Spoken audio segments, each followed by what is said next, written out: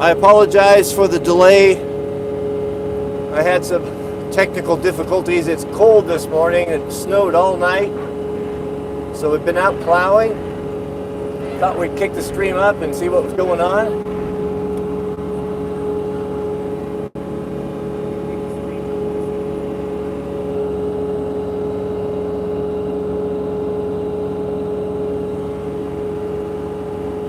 Yes, we are fueled up and ready to go.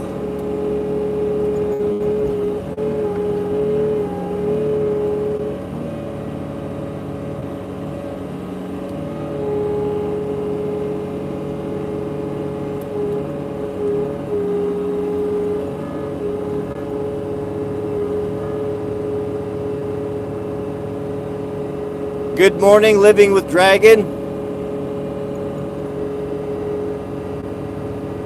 Good morning, Mr. Josh Connor.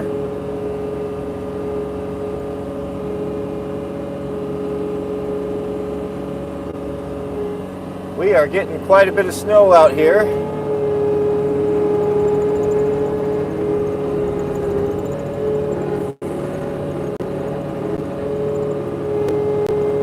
Get lined up here and get caught up with what we're doing.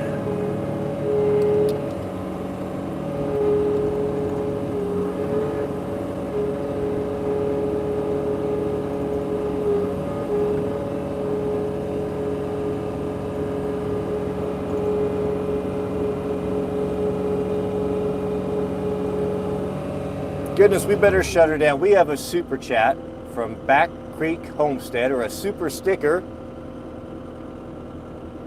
And shout out to you. Good morning. Thank you for your generosity. Boy, it's been a great weekend. Jack and I, we finally got well, there was a lot of maintenance and different things we had to do from last year to get unpacked for the snow bikes, but we got to go up with my buddy who lives next door, who also got a snow bike for his son, who is, I think, 13. It was his first ride up there, and that was quite a big thing. And I thought back when I first went up how apprehensive and frightened I was to go up there in that environment in the backcountry, and that he did it at that age. We were really proud of him. So good job on that. We really had a good time. But this winter has turned out to be really something.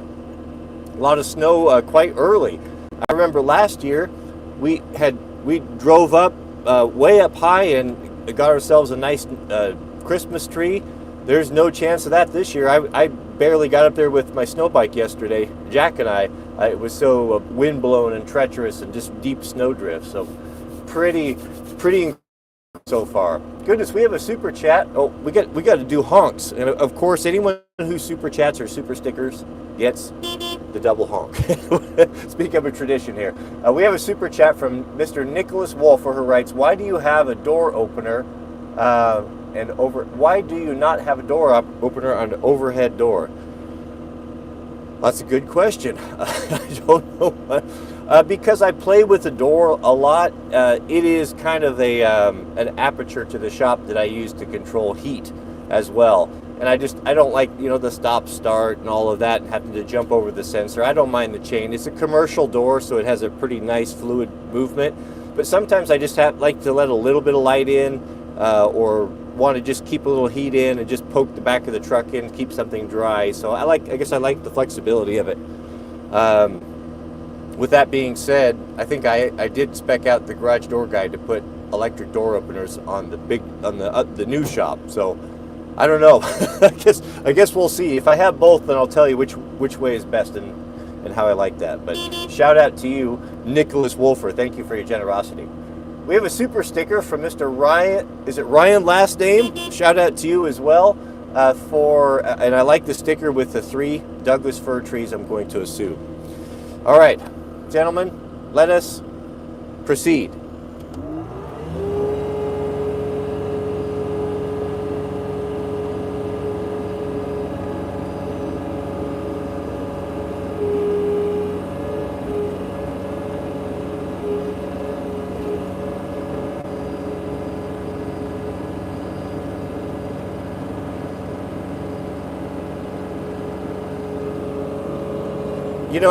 I think it might be time to let Donald Trump go, gentlemen. I mean, he was the one that brought COVID in, don't you remember? Or the vaccine in? Was it Operation Warp Speed?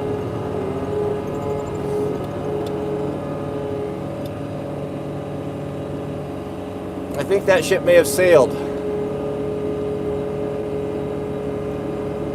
I don't know that it ever set sail. Yeah, poor forklift. Yeah, I've got to find the forklift a new home. We just don't need it anymore.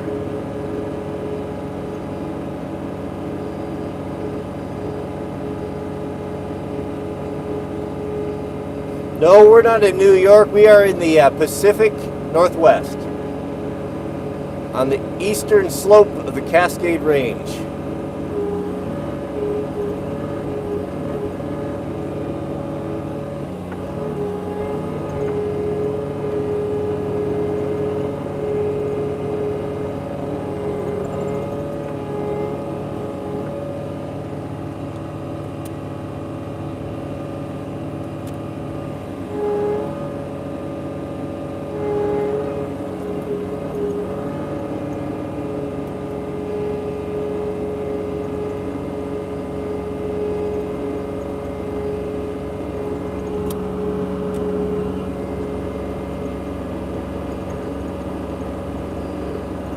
Mr. Hastings, yep, the Great Pacific Northwest, indeed.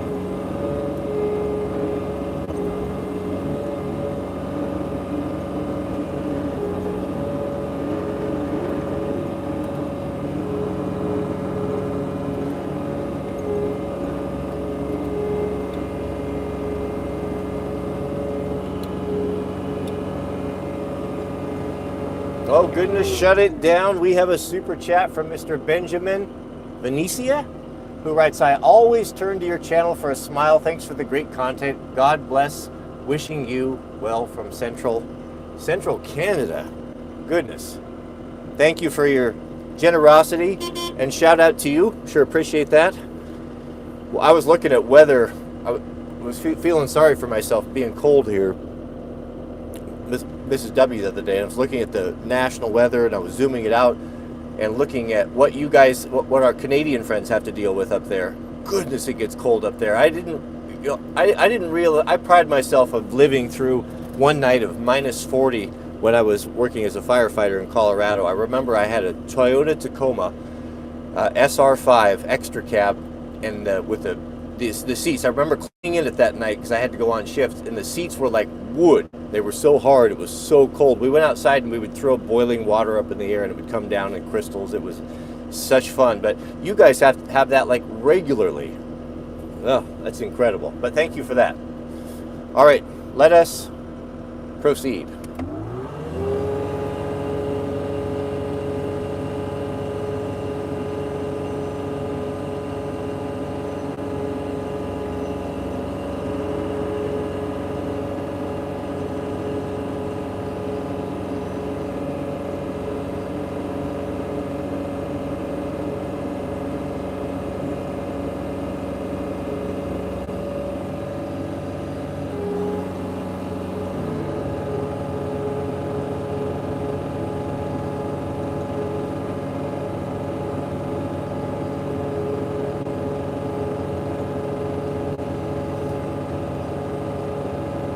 Yeah, diesel purrs like it. This is a beautiful engine in this thing. It's so strong. It just runs so solid. It's just a great power plant.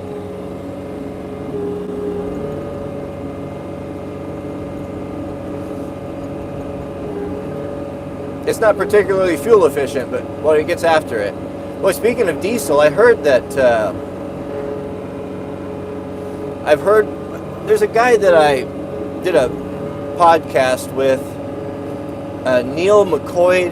Oh man, I can't remember his channel. He runs a YouTube channel, but He's an ex-SAS guy. He works, he kind of worked, I don't know if he was a boots on the ground guy or a soldier, or if he was behind the scenes more of the analysis and intelligence side of it, but he was certainly well connected at the highest level in Britain.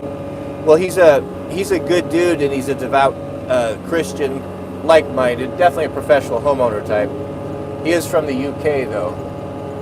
And you know what they say about the UK. You can't spell cuck without the UK. But he has does an intelligence report on YouTube that I follow, and he's very well researched, and Neil Ward McCoy, I think it is. Maybe some more of the mods could put the link up there. But he was talking about Europe's diesel supply currently, and this was as of, I think, Friday, is down to about 20 days with no solution apparent, or if there is a solution, it's not being made known to the public. So just think of the ramifications of that. First, these modern countries in Europe, actually people freezing to death. It's staggering, isn't it? Oh goodness, we have a super chat from Mr. Robert Harcourt, and double alternator member. Shout out to you. Double beep for you, who writes, can't see without. Hope you stay warm, such a wonderful winter wonderland. Isn't it beautiful? And that's very generous of you, Robert. I sure do appreciate that. Yeah, this camera angle is bothering me. Would you, I beg your pardon, let me adjust this for a minute. I have a recent discovery.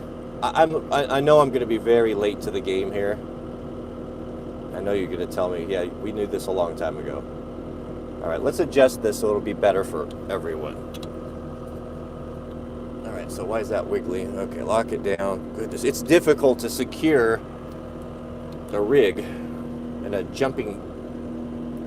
Okay, I feel better about that.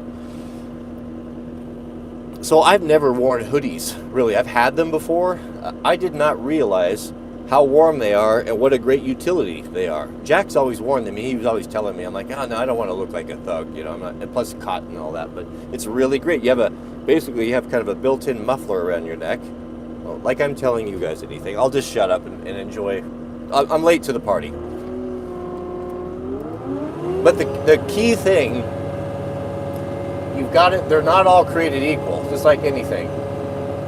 The key thing is to get a hoodie that has a proper shaped hood that works with you, that you can, move your head around, it doesn't turn and bind. You can't just throw a hood on something, expect it to work, it's got to be designed properly. Like for jackets, perfect example, when you're working with like technical shells, what's going on there, for skiing and such. I'm going to turn this around. Oftentimes you got to wear those with helmets now. To get one designed that works with you, that doesn't bind on you, is very difficult. The best I've found is from Arc'teryx. They have nailed how to design a hood properly on a shell. Their hoodies also are pretty good, but I wouldn't recommend them. When they first came out, their quality was the best, and their prices were the highest, which stands to reason. But now their prices are still the highest, but their quality, in my opinion, has diminished. Yeah, I haven't used a Carhartt hoodie. But yeah, they're saying Carhartt got their hoodies right as well. A lot of dudes wearing those, so that stands to reason.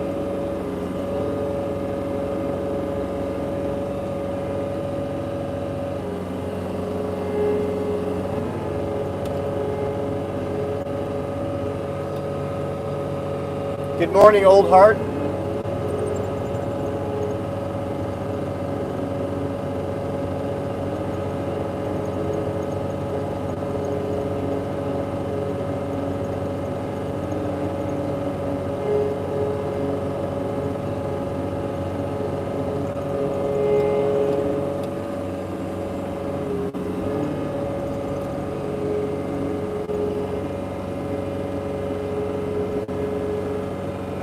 goodness, we have a super chat from Mr. Michael Allen, $20. Goodness, thank you so much, Michael. And shout out to you, double beep for you. Thank you so much for your generosity.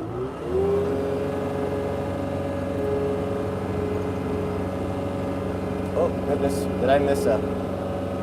Oh, goodness, I missed a super chat. I'm so sorry. Tim Caldwell, did I miss you? Tim Caldwell. Tim says, shout out to you. You might even get a double one. I can't remember any. Thank you for these live streams. Wish we were on the West Coast here from hot, steamy Florida. Oh, man, I tell you, I know exactly what it's like. I live there in Florida. So I'm not from Florida, Tim. I grew up here. Sorry, I'm trying to get this thing lined up there. But my sister, she married a guy that got a job, and so they moved over there, over to Sarasota. So I was kind of in between homes because I was traveling. I was working as a construction superintendent, and I was basically just living out of hotels anyway. I was just on the road all the time. But since she was over there, I went and stayed with her for a while, and ended up getting my own place on Sanibel Island. And then I lived in South Beach for a while. It's an interesting place, Florida, man. That was a culture shock for me. I was pretty young and naive when I was introduced to Florida, man. In his environment, I was not at all prepared for that. I can tell you I'll tell you a funny story here. You guys will get a kick out of this. So here I have to paint the background. I came out of this Christian religious cult that was isolationist, so I didn't have a lot of worldly exposure. And then when I was like 19 or whatever, I just left all that. And then once you left, you were cut off and abandoned. So I was on my own. So I went from a real high trust community where everyone knew everyone and everyone supported one another into the cold hard world, right? Well, shortly after that, I got a job. I completely BS'd my way into a job as a construction superintendent, and I didn't know how to do the job, actually. I was surprised I got hired because somebody put a good word in for me, and they sent me a set of blueprints and a airline ticket and rental car vouchers. And I didn't really even know how to read blueprints. And what I was supposed to do was to fly to Maryland. Maryland. Baltimore, Maryland, and build this blinds to go store. I didn't even know how to read prints, so what I did, I had a fax machine as well. That was part. So when I showed up to the job site, I had a job box, and it had, like my office stuff, and I was supposed to oversee this. I didn't know what I was doing. So I actually had multiple sets of prints. So I cut the prints into pieces small enough that I could either scan or fax over to my dad, and he pieced them all together. And then we would just talk on the phone he would just basically told me how to build this store over the phone as we were sharing blueprints that I faxed over to him that he pieced together. I mean, just incredible, I think about that. I forgot all about that till now. But anyway, long story, I was building a store in Florida. So I had a per diem that was about $165, I think it was about just under $200 a day. And with that per diem, that was in addition to my wages. I needed to be able to find to live and feed myself. So I'd usually get like a long-term rental or rent something by the month that was furnished, and some guy, just do it that way. So when I was in South Beach building a store, the rents there were super, super expensive. I couldn't find anything I was going to have to come out of pocket to live down there, either that or drive a long distance, and I thought, no, I want to be down here in the action. It was worth it to me. So I kept searching until I finally found a hotel that would do like long-term rental, and it was cheap. It was like half of all the other ones. It was right on the main strip, right next to Versace's place, right in the Art Deco district there, where everything was just happening. I mean, it was banging there when I was there. This is perfect. So I moved my stuff in, and got the room and all that, and there was a courtyard in the center. There was 4 sides, and the whole center was open. There was a pool and a bar and a DJ. It was super nice. It was all Art Deco, and I thought, man, I found the best place ever. It was affordable. It was really nice. Checked into my room. It was great. So I was in there and kind of unpacked and relaxing, and it was, I think it was a Friday night or it was a weekend. I heard the music start, and I heard, a bunch of commotion down around the pool. And I was thinking, man, this place is going to be fun. There's going to be, girls down there and everything and all this stuff. And so I decided to go out. I'm on the second story, and I go out and I look down, and what I see are the horrors of Sodom and Gomorrah going on. This is not what I thought it was. And in my naivete, I didn't realize that this was let's say it was a men's only type of hotel, and the party was just starting to kick off. Good grief, man. To my horror, I went back in the room, locked my door, shut the curtains, and just hunkered down until the next morning, in which I checked out and found different accommodations. So I'll tell you, that's a true story. But that was the first time I'd seen anything like that, and I'll tell you, that was eye-opening. Goodness. But thank you, Michael Allen, as well. Shout out to you. And we have a super chat from Mr. Jocko III. Mr. Jocko, shout out to you. And he writes, we found the Carhartt heavyweight rain defenders hoodies to be outstanding. Okay, there you have it. Carhartt did the research, and they found out what, that's not a simple thing. You have to, and who's your customer base, Some guys have enormous heads. Some guys have skinny, long, tall heads. So it's difficult to make it work for everyone. But when you can do it, it's pretty good. All right, let us proceed.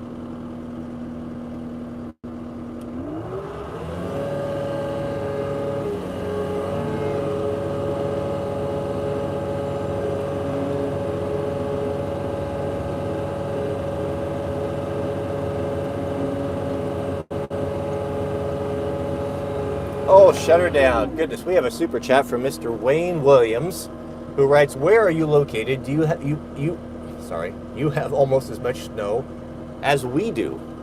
Well, shout out to you, Wayne. Thank you for your generosity. We are located high up in the mountains of the Cascade Range of the Pacific Northwest. But I don't know where you are. But we have on the ground right now probably about 2 feet.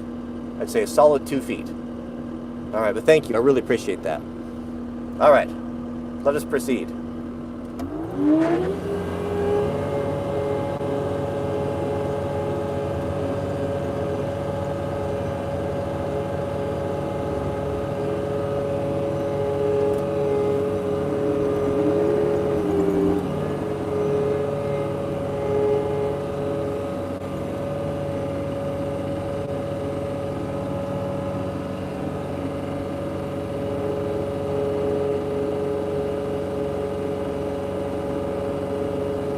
Oh goodness, shut it down. Mr. Jason Barr is in the house here. Shout out to you, Jason. Jason writes, you might get the thin blue line sticker for me. That way the overlord knows what to do. Yeah, that's pretty funny. Well, shout out to you, of course. We sure appreciate you, and thank you for your generosity. And good to see Mr. Hastings with us as well. All right, you're getting me off my grind here. Thank you, gentlemen. PTO engaged, and let us proceed. Full throttle. Oh, sausage fingers.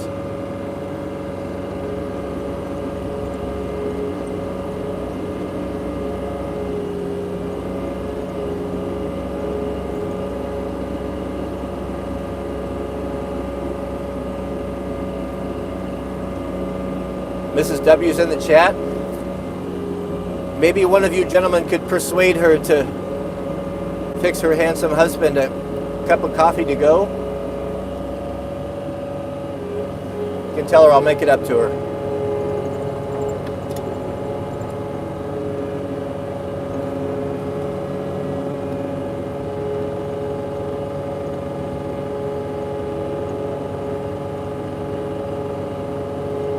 Oh, that Mrs. W made breakfast burritos for us. So Jack and I were rushing around like crazy. You know, the first time you're getting out with a sport like snow biking that's so gear intensive is challenging. And she brought us out the perfect meal. She didn't only bring breakfast burritos, but she wrapped them up in a tin foil in the way that you could eat it like a snow cone. So it kept it warm, so we could kind of eat them as we were working.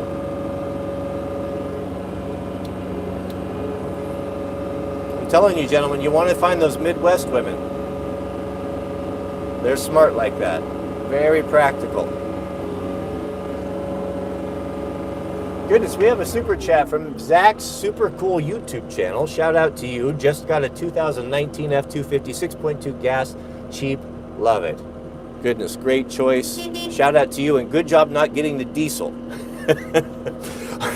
The diesel. I don't have a problem with diesel. If I had an excavating company like my buddy Matt down the road, where he's got to haul equipment around, or of course. But if you're just a regular dude driving around, I don't know that it makes the most sense.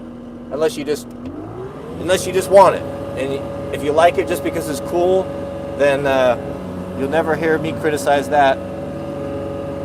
It's worth it just for that reason alone. But shout out to you, and congratulations on your new truck.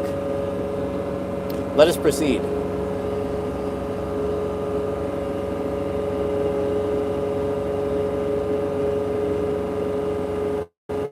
Man, James, I'm a little nervous to even get into my 940.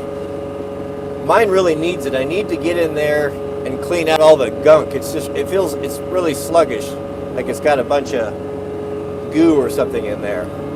But I'm afraid of that Axis lock spring, or the Omega spring, or whatever silly name they gave it. I haven't looked at it for 10 years or a decade, but I just remember someone telling me one time in a video that beware of it, because it's very difficult to get back working right and get the blade centered properly, so I just leave it well enough alone.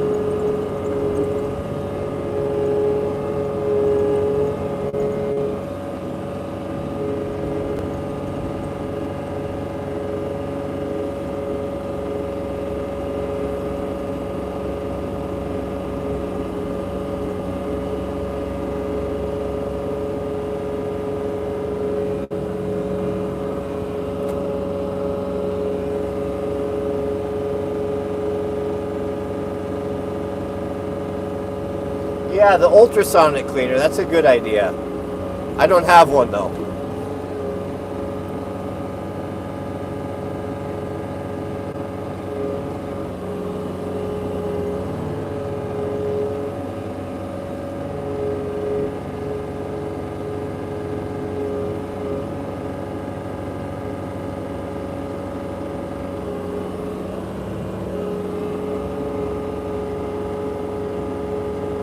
All right, Neil. Neil's heading off to work. He's leaving us. We wish you a happy day, or a day of contentment. I guess that's about all you can ask for if you're going to work. Goodness, we have a super chat from Mr. Noel Hastings. Shout out to you, Noel, who says, I got the blade grinding attachment for my Ken Onion after a video a few days ago. I will never go back to stock belts. Thank you. Yeah, I'm glad to hear that. I'm actually glad to hear you say that, because I've recommended that to a lot of people and I haven't heard any feedback on it, because it's a bit of an expense when I know you probably think, well, I've got this little one and I'll just kind of deal with it, and it works really good if you've never used it. But it's the type of thing, it's like a PVS 14 versus binos. You know, you're really happy with your PVS 14 until you look through the binos, and then you're not so happy with it. But thank you for your generosity. Shout out to you, and I think you'll enjoy that. You're going to have the sharpest knives on your street probably within the next week. So shout out to you. Let us proceed.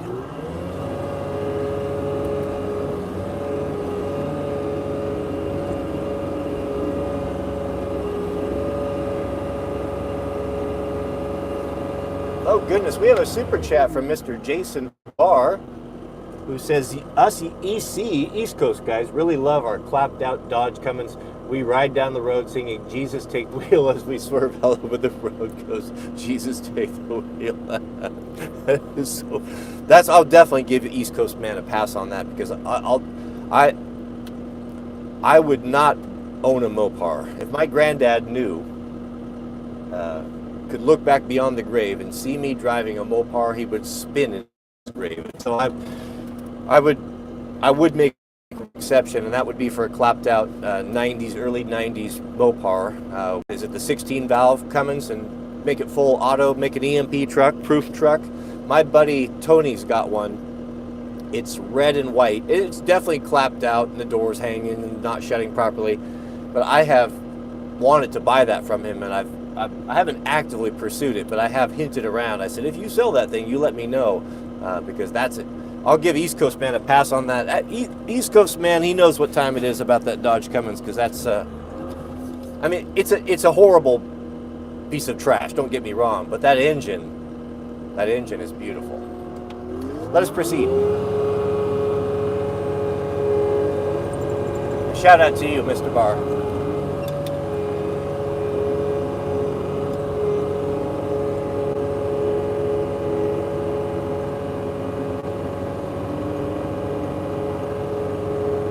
Hit that thumbs up, gentlemen.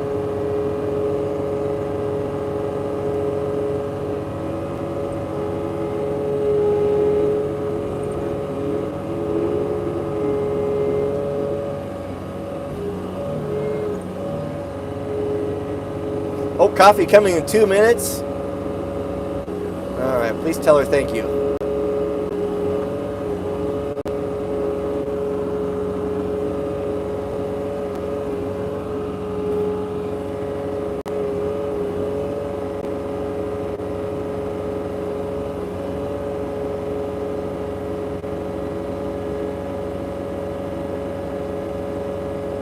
Poppy Ranch, she built, yeah, you see that a lot out here too. Guys buy those or have had them, you know, before they became so valuable for dedicated plow trucks. I've even seen them out with all four-wheel drive, all four tires chained up. They just leave them chained up. What in the world did I hit there? Year-round, something hard. Let's get down into the dirt or something.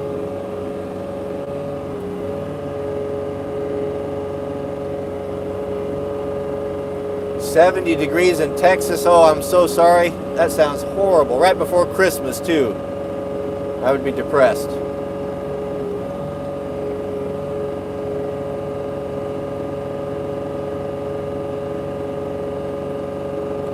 Looks like blowing about 4 or 5 inches. 6 and some, maybe 6. Probably 6. But it's cold, dry snow, so it's throwing it way out there.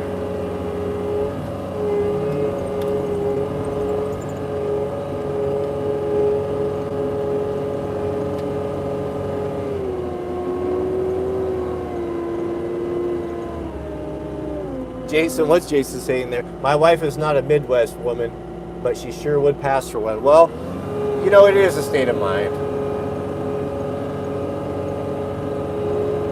You know, sometimes those genes from your ancestors can crop up and help you out from time to time. You know, the West Coast feminism that's poisoned women is a relatively new development. So it's not in the bone yet.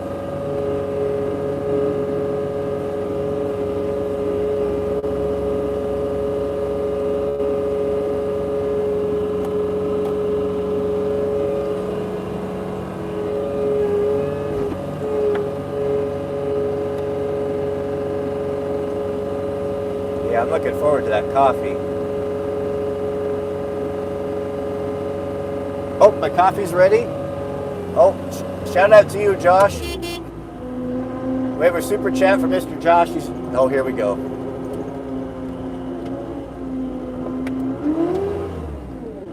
Oh, there's even a banana.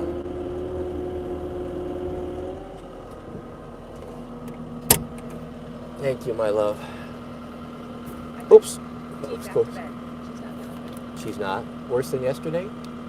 Worse than yesterday? About the same. Okay, well, take care of her. Have Jack get your fire, keep your fire going. Okay.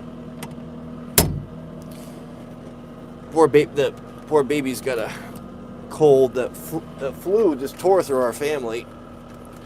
Everyone here's, all our neighbors and friends have been sick with it. It's just been terrible. Mr. Josh Connor, thank you. Because of you, I have this right now in my hand.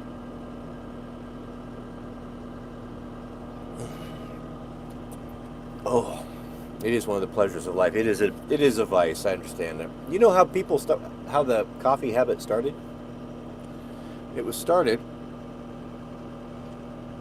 It's relatively new. How I understand it, if memory serves, started during World War I, when the industrialization took place when men were either killed off from World War I. There wasn't enough men to supply the needs for industry, so women started to be recruited. And during the war years, the most able-bodied men were sent off to war, and their previous jobs, there were quotas. They were able to produce a certain amount because they were, strong, able, capable men. Well, when they were replaced by women and more indigent and older and less, people that were not fit for military service were pressed into these roles of industry. They weren't able to maintain this output. And so caffeine and the coffee break was introduced by the employers to basically drug the employees to be able to work harder and to produce more. And from then, it's now become a custom that we, all partake in. And when you step away from it, and the thought of, oh, don't take my coffee, and I like it. I get that. I'm addicted to it as well. But when you think about how it's used and how you use it to goad yourself on and to force your body to do something that it doesn't naturally want to do, when your body is talking to you, when it's sleepy, it's talking to you for a reason. It means it needs sleep. Your brain needs to repair. It's not just the body. There's a lot of things going on we don't even comprehend or understand. So when we push those urges away and masquerade them with this, then the question, I don't know. I do it as well. What are the consequences? I'm still going to drink it. It's just that giving it up punishes you so that I don't look forward to it, the week-long headache of misery. Yeah, I'm not doing the buttered coffee, not because I don't like it. It's just oh goodness, shut her down. We have a super chat. We have a super chat from Z-Man B-Man, who writes, do you ever get caffeine headaches if you stop drinking coffee for long? Because it happens to me every time. Oh, goodness. And shout out to you.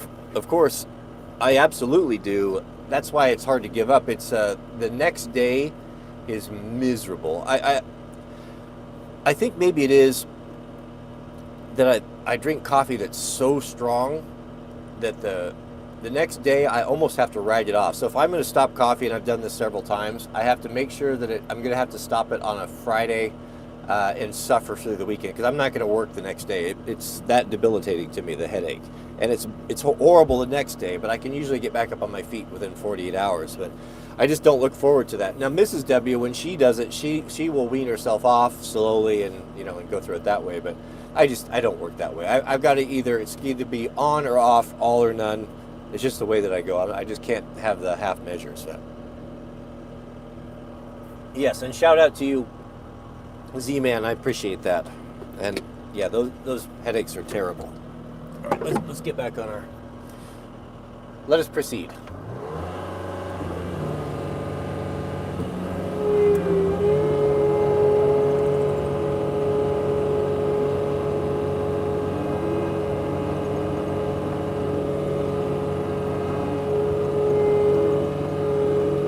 Maybe one of you can ask Mrs. W if the bakery is open today. If that were the case, we could head over there and get a little treat.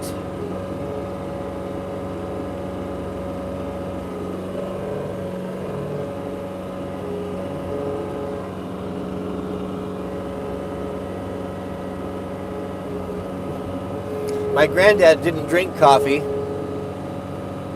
He had no vices that I was aware of. It's very unusual to meet a man that doesn't have any vice. He always said if coffee tasted as good as it smelled, he would drink it. But the fact that it didn't, that he wouldn't. But the thing that Granddad didn't realize is that he'd never tasted good coffee. Had he tasted my coffee, he probably would have had a different opinion on it. He tasted my grandmother's coffee, which was instant Sanka. We have a super chat from Mr. Red Eagle Whiskey. Shout out to you, Red Eagle, who says, "Hello, sir. Long-time lurker, first-time live stream." Well, congratulations. Welcome here. Good to see you here, Red Eagle. He says, "I have the option of getting a 7.3 06. Okay, I'm with you here. Or an 08 with a 6.7. I'm terrified of the 6.7s. Are the 06, 08, 7.3? Ooh. Man, I'm not the expert on that, but you need to do your research on that. Now, I do know I have had, the real bad one is the 6.0, but that was a short run, but it can be fixed. My neighbor, he's got a couple of them, and he buys them because he knows how to bulletproof them. It's something to do with the head bolt stretching, or again, I don't know all the details, but so he gets a good deal on them, and he bulletproofs them, and he says they're good after that. Upgrades puts the AMS oil, remote canister oil filters on it, and that whole deal. But the 7.3 from that year, I think that's a really bulletproof engine. I think that's one of Ford's best engines, to be honest with you. And that, I like that body style as well. I don't know, I'd probably go with the older one, if all things being equal. But yeah, let me know what you come up with. Probably both would be nice. Just do your research on that newer engine. I can't speak to it. Let us proceed. Sun's coming out. It's going to be absolutely beautiful here in a moment. The good book, all of creation speaks to the majesty of the Almighty. And I've said it many times. You probably heard it, but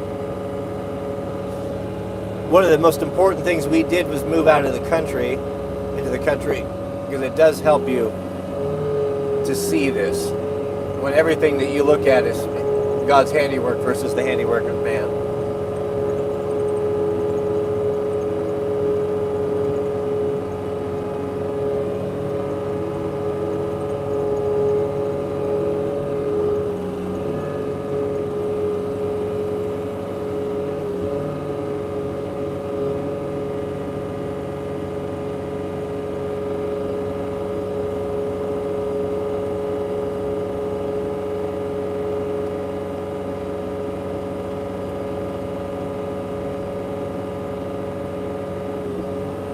No, I have not, Bob. To be honest with you, I may have seen it, but I didn't even know there was a synthetic bar oil option. I don't even know if that's true. That sounds ridiculous to me. Kind of like muffler bearings. But I could be wrong. Is that true? What would the benefit be? I could see an alternative to traditional oil. Because, let's be honest, all of the bar oil sold, where do you think that's going? It's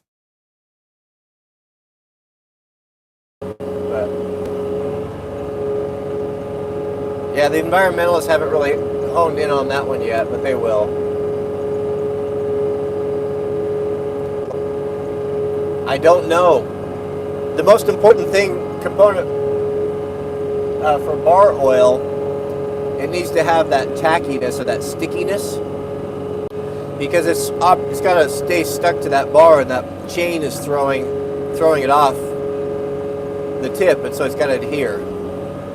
So that's why it's not a good idea to use regular motor oil, because it doesn't hang on there very good, and then you end up throwing it off, and you wear out your bars and chains faster.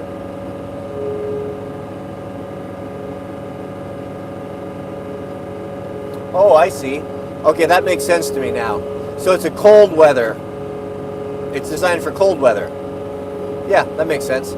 So if you look at oils under a microscope, I have an electron microscope personally that I have access to, but I haven't taken the time to look at these oils. But at the particle level or whatever, the organic or the natural is jagged, and that's why it's so thick. It kind of trips you out sometimes when you switch to synthetics and you're pouring them in, you're used to a certain viscosity. You'll notice right away that they're much thinner.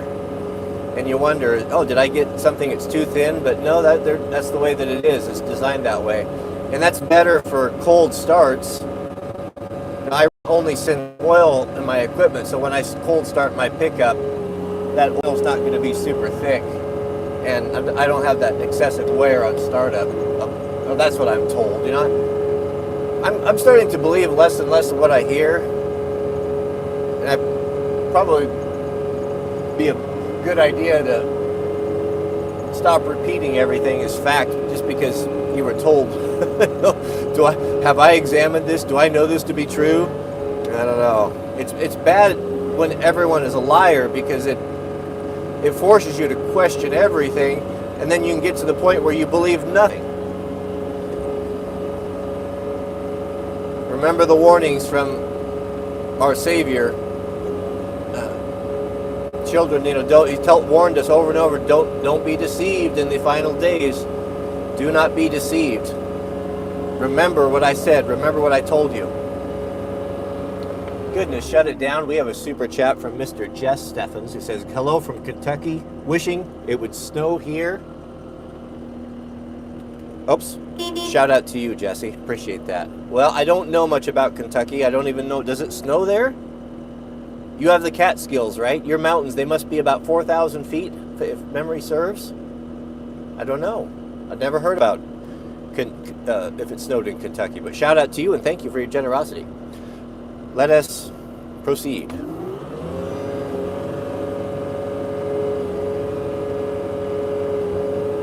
It does.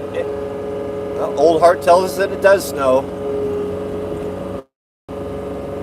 I don't know much about Kentucky, other than I have consumed copious amounts of your bourbon,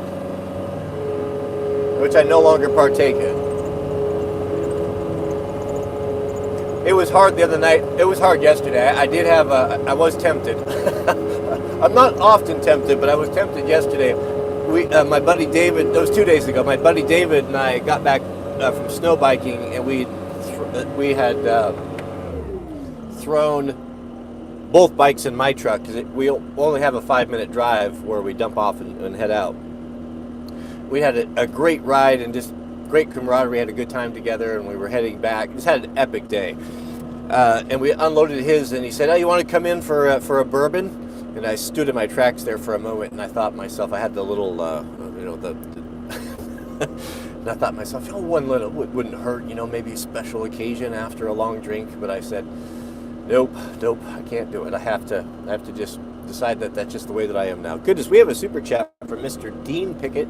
Shout out to you, Dean, who writes, good coffee and the addiction that comes from it is a prerequisite for the Northwest man. Indeed it is. It absolutely is. And I don't think this could be understood by the East Coast man of what a thing it is. And not only that, Mr. Pickett has hit on that we have the ritual every morning. I mean, Mrs. W and I, we have for, goodness, coming on 2 decades now. 2 decades.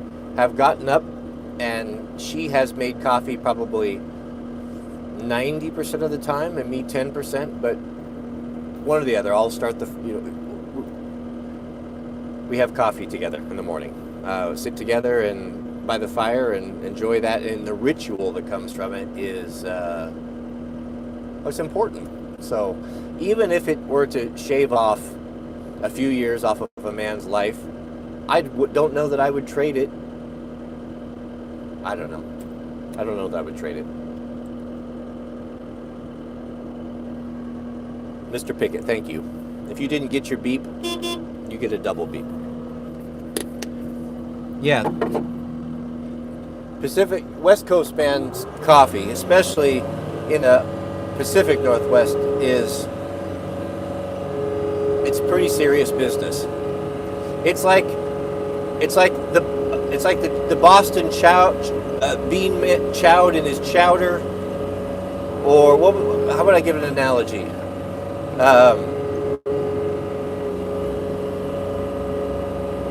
East Coast man in his IROC and his gold chain. Florida man with his criminal record.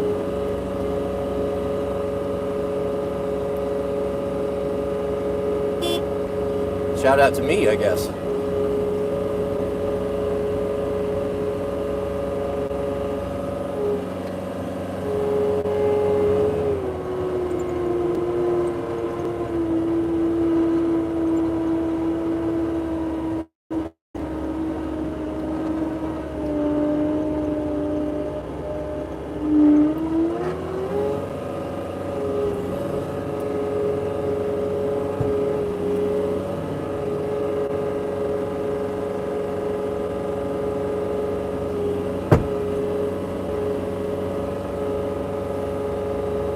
Alaskan man with his mosquito.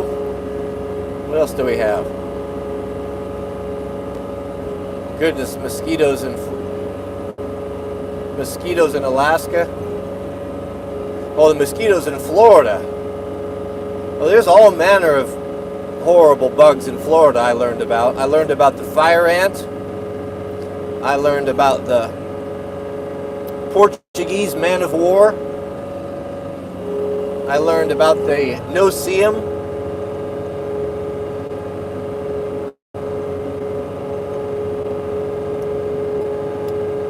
And the sand flea. And the stingray. Yeah, this is all, Florida is that is a rough environment. Goodness, we have shut it down. We have a super chat from from Jamie. Shout out to you, Jamie. Whoops, double honk. He writes, would it be more economical to build a dump trailer or buy? Is it feasible to buy one for the Proho? Man, every building material is so expensive right now. I wouldn't be surprised if it would be better off to buy one. What I found and what I did when I was looking for equipment. So when I was looking for like the cat and the dump trailer, it was right in the midst, coming out of, the pandemic and all that. Oh, that's good coffee.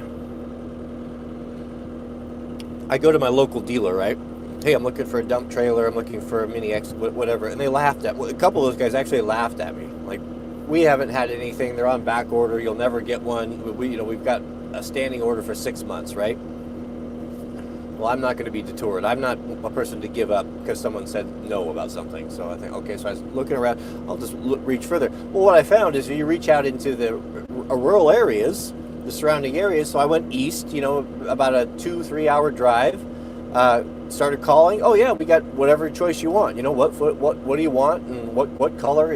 Not literally, but they had a lot of different options, and found all that stuff. Mrs. W made a trip out of it, loaded up, went over there and got it. Got it for a better price. Paid a normal price rather than the dealer markup that happened at the cities and all that. So, maybe look at that if you're getting gouged, or it's hard to find. But look at the price of steel right now, and what's your time worth. If your time is not worth anything and you have extra time to do it, maybe. But there's so many of them out there, and I would say that might be time better spent. Just get the dump trailer and go to work doing what you do to start piling up some money for the coming winter.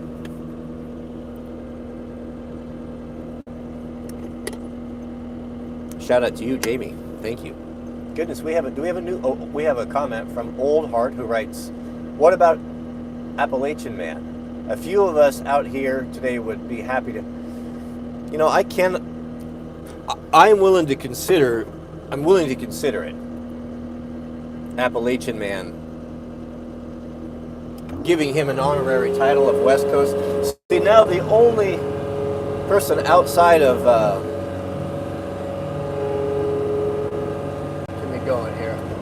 outside of Vermont Man to have that title, of honorary title of West Coast Man, I guess it is Vermont. Sorry, I'm trying not to suck up some of that.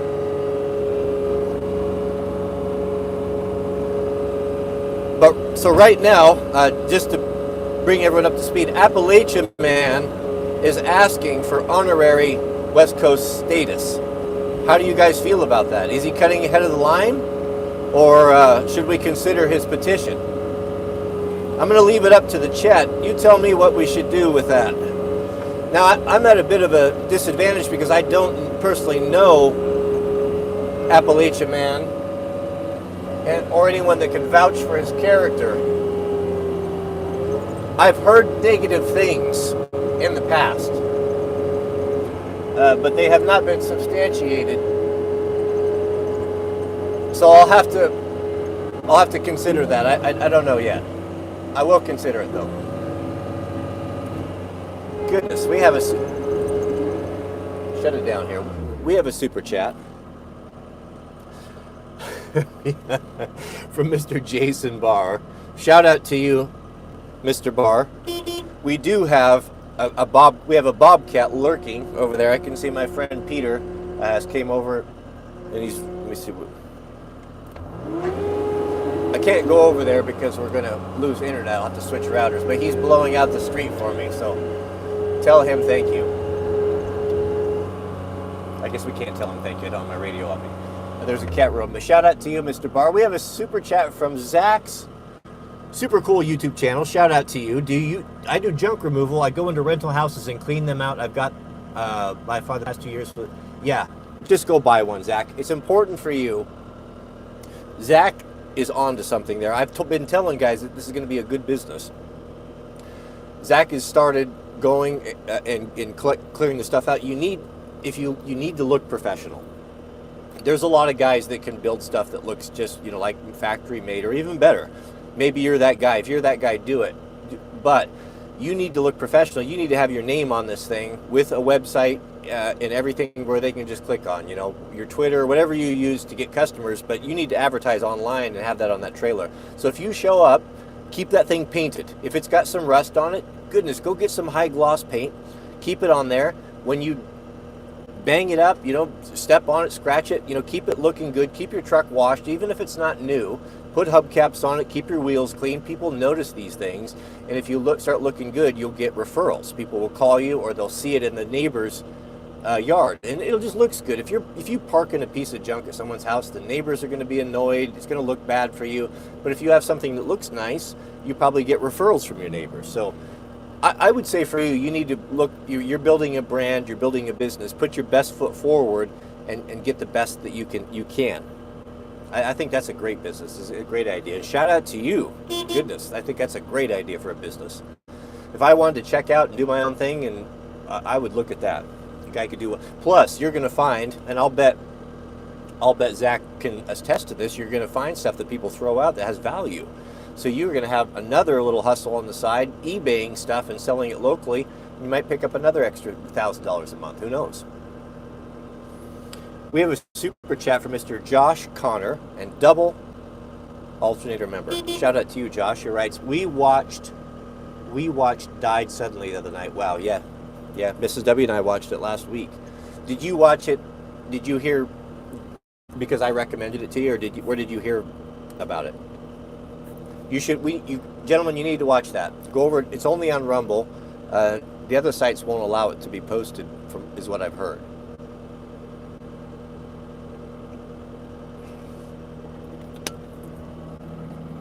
But go over to Rumble and watch that documentary, Died Suddenly. It is shocking. It's a little sensationalized, but it's pretty well documented. We have a super chat from Question Tree. Shout out to you, Question Tree, who writes, where the love for Florida Man? Where's the love from Florida Man? Well, I have personal knowledge of Florida Man because I lived in his habitat for a year, so I know all about him. And I saw him on many levels. I saw him on both coasts. I saw Florida Man from the interior. I even saw Florida Man up near Cape Canaveral, which is the scariest of all Florida Man, for sure. I saw Florida Girl. I saw places there where there were kids walking barefoot with overalls on with cane fishing poles. And this would have been in the 2000s. I saw a Florida girl probably a good 8 months pregnant at maybe 13 or 14 on the side of the road selling boiled peanuts. I know all about Florida Man.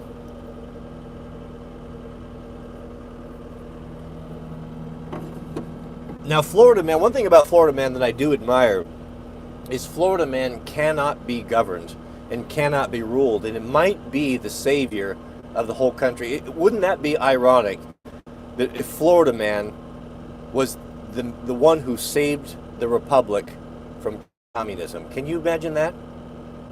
I, for one, if Florida man does that, if you save the republic, I guarantee, I'll say it publicly right now, you will have official West Coast status, guaranteed. You in Vermont. So get to work. Thank you, Question Tree. I appreciate that. Goodness, we have a super chat from Mr. Jason Barr. Shout out to you, Jason. Jason writes, Mrs. W might have taken me seriously about the cat. I'm sorry. I hope you did not go out into the cold. So was Mrs. W out trying to wrangle the cat from... I'm not surprised. I thought that's what I thought too until I looked over my shoulder and I saw the bobcat. Thank you for that. I appreciate that, Jason, for your generosity. We have a super chat from Campfire Bear. Shout out to you. You know, I haven't seen Owen's. You know how when something gets out of your normal routine, I consume content mostly on YouTube, and when Owen was kicked off of YouTube and went to another site, I tried to watch for a while, but you just fall out of it. I've completely forgot about even watching his. Is he still doing that? Are there still bears? Maybe someone can email me the link. I need to touch base with him, or at least get over and subscribe and follow his channel again. It just happens. It's happened to me many times with YouTube. YouTube creators that I've subscribed to for years, all of a sudden I'll just kind of wake up and think, hey, whatever happened to so-and-so? Did I don't remember unsubscribing from it, and you go back and look them up and find out you've been unsubscribed. And many of them are shadow banned, and so even when you resubscribe, you don't... I have several channels that I subscribe to that I really like, that in my feed I don't get the recommendations. I just assume that they haven't posted anything. So if I don't hear from them for a long time, then I'll go back and I'll see they've got 4 videos up or 5 videos up, and YouTube is not pushing that forward. So yeah, this is the way that it is. We have a super chat. Thank you for that, Jason. We have a super chat from Mr. Jason Barr. Oh, we got that. Campfire Bear, who writes, I didn't read what... Shout out to you. Who writes, getting a chunk of money soon, pay off debt or buy 10-acre raw land cash. Can sell our house to pay debt, but will need to build a new place. Ooh, man. I would get rid of any cash that you had. If you can exchange, this is financial advice. I got to be careful. I don't know what the law is, but I know I can't give financial advice because I'm not a financial advisor. But I was thinking, if I was in a situation similar to that, I would probably get rid of cash. If I could exchange cash for land right now with inflation increasing and it eroding, I would probably do that as quick as possible. But I don't know your situation. I don't know. I would be leery of holding cash because it's deteriorating rapidly, and if you can exchange it for a hard asset that will protect your money, I don't know. Maybe I wonder sometimes if that wouldn't be a good idea. But thank you for that. Thank you for your generosity. Goodness. We get everyone covered. Curtis Stone. I met Curtis. He actually came to our place. Curtis was a really nice guy. He's a smart guy.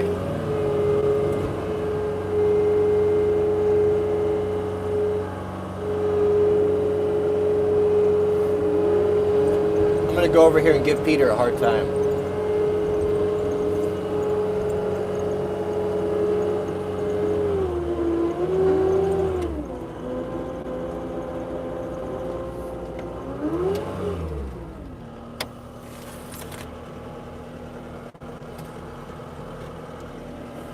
I'm gonna mess with Peter here. So Peter, because you plowed all my snow, I have to end my live streams. I have no snow to plow now. Oh no! Sorry about that. Thank you. Yeah. I was just telling him I was going to tell you that and give you a hard time. Oh. I appreciate your help. What are you doing today? just stuff around the ranch and nothing in particular. Yeah. Easy day. Yeah. So, yeah. I might run down the road, and I think there is a couple driveways down there I might clear. So. At Okay. least one. Okay. So. Sounds good. Alrighty. All right. Well, Yeah. thank you for your help. Sorry about that, but I got excited about snow. I have plenty to plow. I need to plow down to the wood piles, Okay. so we'll go down there. Well, let me know if you need any help. Okay. Yeah, if you get bored and if I'm still down there, come on down. You can just grab a line and just widen it. Say again? I said if you see me down there, if you're done plowing, just come on down. Okay. I don't know if I'll do it or not. Do I like John Deere or Ford better for tractors? I have not had a modern Ford tractor. Here, let me get lined up out of the danger zone here.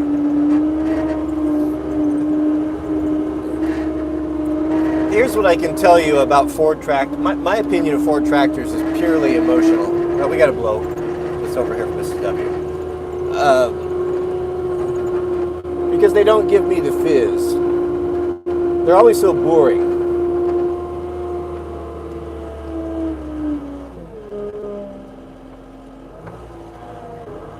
Let's see, I'm just going to blow this forward here and lock it in.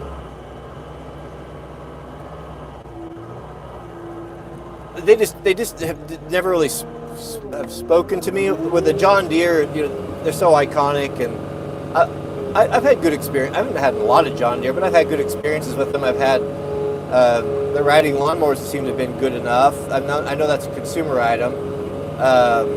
The right to repair is a huge issue with a lot of John Deere owners, rightfully so. But that's kind of the way with, I think, most companies are going that direction, where you don't own the machine. I ran a Ford. So back when I was running equipment, my first job, oh goodness, my first real job, I was running a Case Backhoes 580. I think it was, must have been like a C series. And that Case makes excellent backhoes, and their controls are actually the superior controls. Like you can be faster on a Case than anything else, in my opinion. But the guy I worked for, he was looking at buying a new one, and he was wondering, maybe I'll not buy a Case, maybe I'll buy a Ford. Ford was making backhoes then as well, and so the dealer brought one out to us, and we used it for a couple weeks. So we went from the Case to that Ford backhoe, and it was not a good machine. Just the design of it was so far behind. It just didn't feel good to operate, and the boom was clunky, and it was nowhere near as refined and precise as a Case. It was no comparison. So I didn't really like that Ford, and that kind of soured me on it. And I wonder sometimes if my bias for things doesn't come from a negative experience from long ago that is long since been remedied and taken care of, and yet I still hold a ridiculous bias that no longer is relevant. Yeah, it makes you question how valuable advice is from anyone, huh? Goodness, shut it down. We have a super sticker from Mr. Ingrained Outdoors. Ingrained Outdoors, shout out to you. Thank you for your generosity. Let us proceed.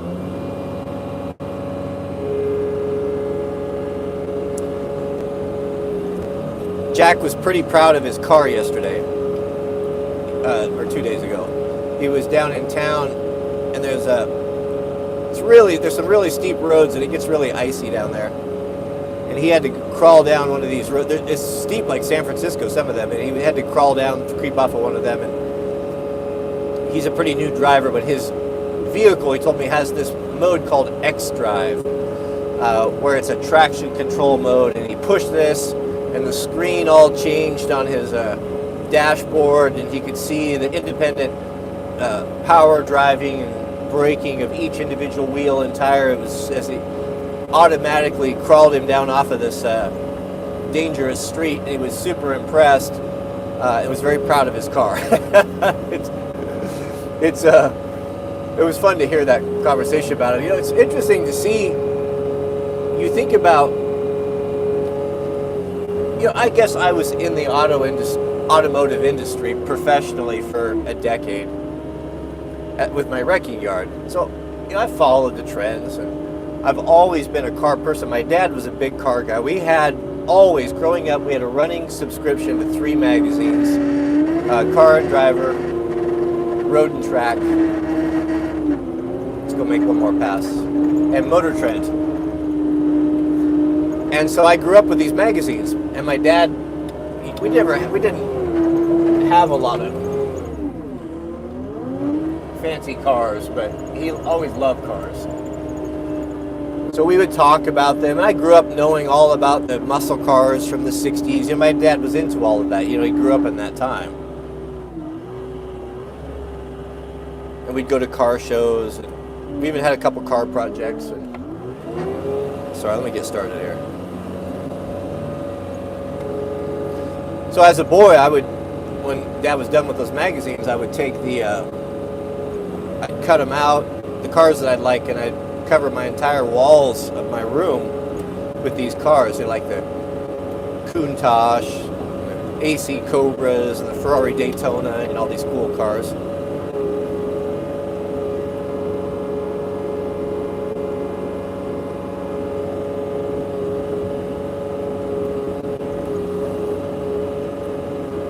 The point I'm making is I've always been into the scene and kind of understood it. So Jack's generation, he was raised on computers, online gaming. That's part of their culture. That's what they grew up doing, especially in their formidable years. It was the only way, during the pandemic that many kids could keep in touch with their friends and have access to a social network. So a lot of parents that I think maybe can lose sight on this and may not understand how important that role of video games and that connection is for this generation of these kids. So I'm not saying it's right or wrong. I'm not making a judgment. I'm just telling you, to them it's important. So that's the culture they grew up in, and now they're coming of age and they want vehicles. They expect those same features. They want to have that. They want to have that interaction with the vehicle that they're operating. So it was fun when we were deciding on cars for Jack, and I took kind of a hands-off approach. Mrs. Debbie and I, we kind of told him what his budget, what budget he had to work with, and he had worked, and we talked about this, so we paid. It doesn't matter. We did what we did with it. But when we were sitting looking at it, these cars, this was important. These features were something that he wanted. And it's fun to see car manufacturers incorporating them. His car, which is, definitely on a lower price point than my truck, which is pretty well loaded, has a lot of features and things that my truck doesn't have that I wished it had, like the automatic driving and, some of that thing. So the innovation is fun. I hear what everyone's saying, and I used to be of the mind that I wanted to have everything old was best.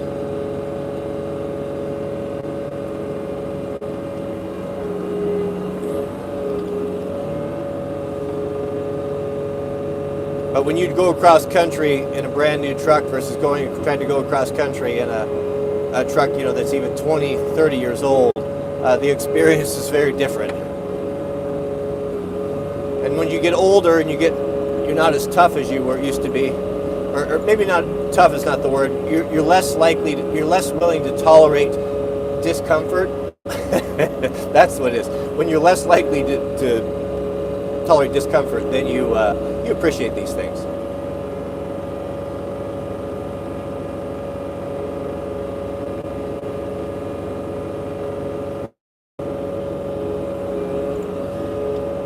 We should probably go down. Oh, wait a minute. What time is it? I'm going to have to end the stream here pretty soon. I've got an appointment. Mrs. W and I. So here's how it's going to shake out. We can kind of determine what we're going to do. Mrs. W and I are keen to do the Christmas decorations today. And I don't know if the baby's going to be up for it, but I was hoping to do a live stream.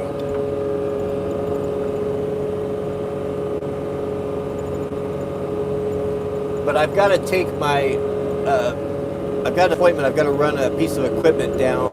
It's going to take me about 2 hours. So maybe, would you guys be interested, maybe if the baby is up to it, or is taking a nap, we'll just set up a camera and we'll do a live stream by the fire, we'll do our decorations.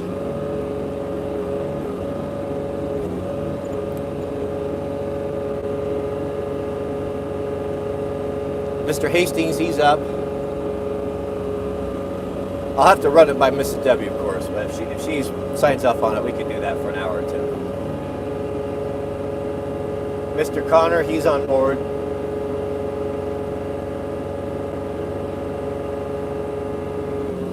Let me show you what a good Midwestern woman is all about here. She's out here shoveling her son's car off. More precious than rubies. Oh, she's doing it for me. She's doing it for me because she wants to move it so I can blow the snow. That woman.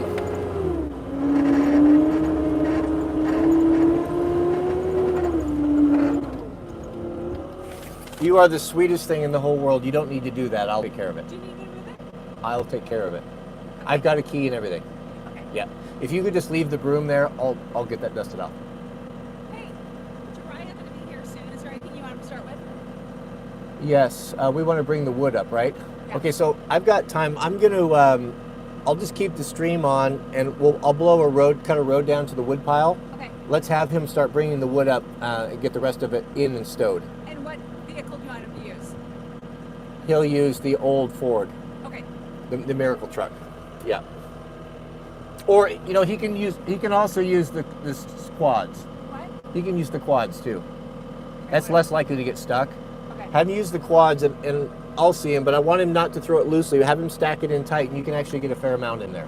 Okay, I'll let him know. Yep. Okay, gentlemen, we're going to switch gears here. Hold on, stand by. Goodness, we have a super chat from Lee Parkinson. Shout out to you, Lee. Thank you for your generosity. Lee says, will you do Christmas idea videos for... Yes, we will do that. Mrs. W and I, she wants to do it, so we'll do that. We got to get on that. So maybe we can talk about that this evening. I've kind of tried to set the rest of the day aside for her to give her a little help with the baby. The baby's not been feeling well lately. I don't think anything serious. She's just got a bug. But thank you for your generosity. Goodness, we have a super chat from Ingrained Outdoors. Shout out to you, Ingrained. He writes he has a 15-acre farm in Vancouver, Washington. Yeah, not my old stomping ground, not too far from it. I work full-time, and we are remodeling our 1910 farmhouse. Goodness, may God be with you. I can relate to that. I've done that twice. How do you keep motivated when the finishing line is so far? Oh, goodness, I'll tell you, man, it is difficult. You know what's worst is you start off with all this vigor and energy and motivation, and they call it the last 10% is the difficult part, but it's way more than 10%. Because what happens, where we mess up with these things is we start things, many of us, and we don't finish them. And we just think, oh, I'll just wrap that up, I'll touch that up, I'll put that last piece of trim on. Well, those things multiply into a gargantuan, monumental job at the end, and you just get overwhelmed. That's why you see all the people with Tyvek siding, for East Coast siding for 20 years, because they get stuck and bogged down. What you got to do is you got to stop and you got to prioritize. You have to look logically. Okay, what do I have to do? What are the important things? And focus on them, laser focus them, and get them done one at a time. And you don't save time by leaving those things, because at the end of the job, you end up having to break out every tool you know, because every discipline needs to be touched. You got to do finish carpentry. You got to do paint. You got to do electrical. You got to do roofing. You got to cut in a vent. You need all the tools that you own to pull out, get set up to tackle these jobs, because you cut corners. So I think the advice that I would get is look realistically at the time you have. and just keep doing it. It's the consistency that gets the job done.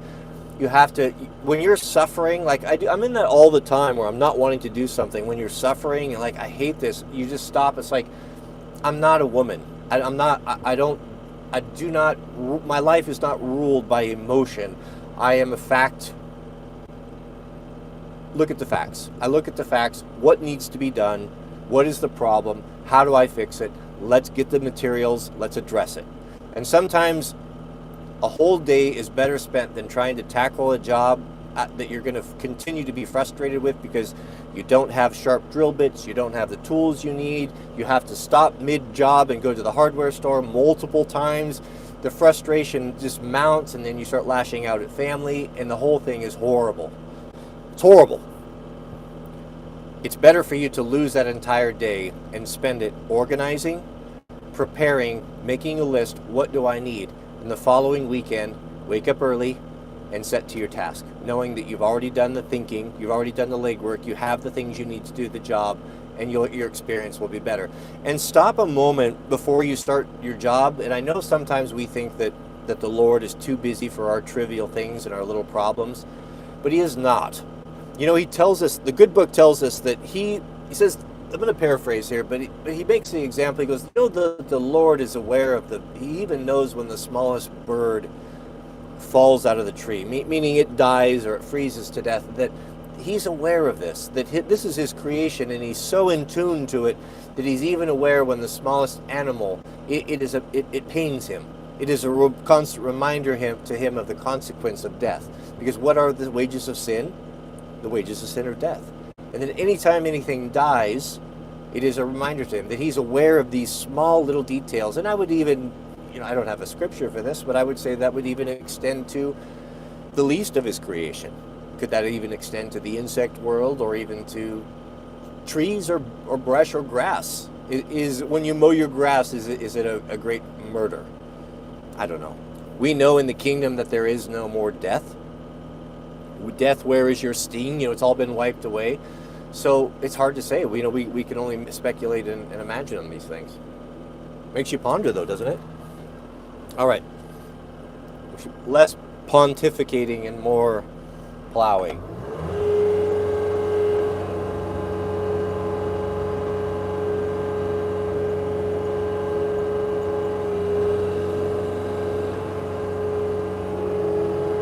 All right, what's the best way to attack this? We are going to need to get, I have gravel piled right here, don't I? So if we cut right through here, we're going to have a little bit of a grind. We're going to be hard to push through this at first, but I think we'll punch through. All right, gentlemen, let us proceed. We're going to need full throttle. We're going to need everything she's got to get through this snowdrift. And then some. Slow and steady.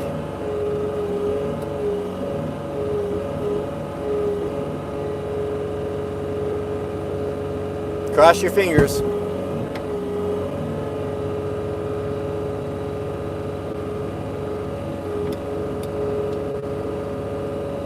Get that chute up for maximum slippage. I've got gravel in here somewhere. I gotta get that gravel knocked down. Oh, she's chooching now, boys.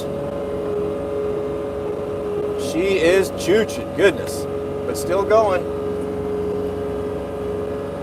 Goodness, shut her down. We have a super chat from Mr. Dean Pickett. Goodness, Dean, you're a very generous person. Thank you very much. Dean says, pull the trigger on a 2023 four-door 4Runner TRD off-road. You are a wise man. That's the same one that Mrs. W has.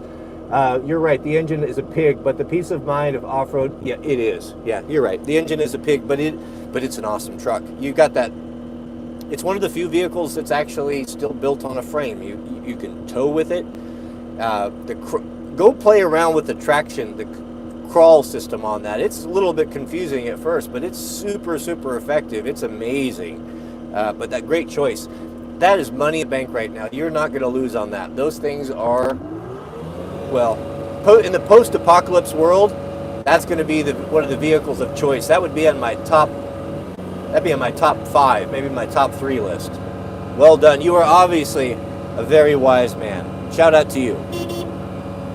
Let us proceed.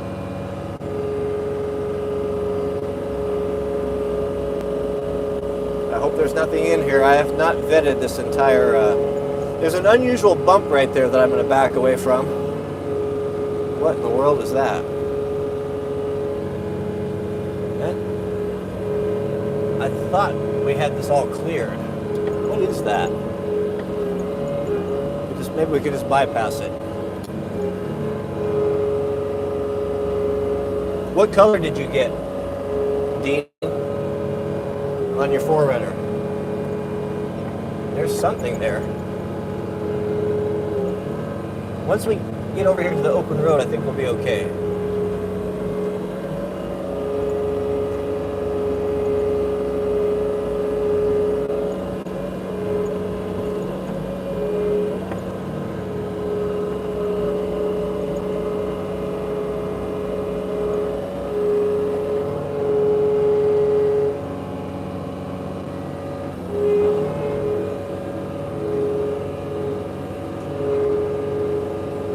I'll tell you, if that were my 4Runner, Dean, you know, Mrs. W, it's her car, and I don't drive it because I just don't like that engine, and it's just too small for me. You know, I'm 6'4", and like the window is really small in that thing, and I can't see street lights. It's a real nuisance. I have to crane my head down to see street. You know, it's I just don't like it. I like my truck, but she doesn't know the difference. You know, the power's fine to her. She's not really, it doesn't really matter to her. But I would look into if someone could chip that thing or open up the exhaust or something where you wouldn't sacrifice reliability, but could get a little bit of performance out of that engine. There's got to be an option.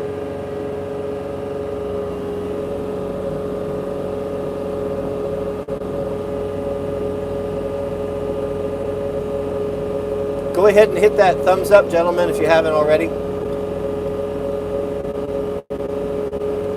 All right, I think we're in the slipstream now. Oh, been getting gravel. What's going on here? Get out of gravel, good grief. Still in the gravel.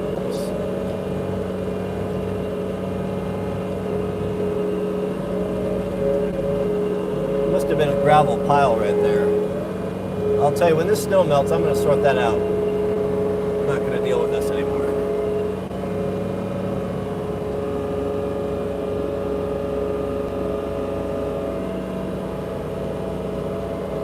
Can't see where my own road is. I don't know what's going on with the river erosion. I haven't been down there for a few weeks. I don't know that we're going to get down there today. We got to open up the road. We're going to go bring the rest of the firewood up. We should have did that before actually, I kind of put it off. This was on my plan. I thought it'll be fun. We could plow the road for the live stream, so I'm just kind of leaving it. But I wasn't expecting it to get this deep.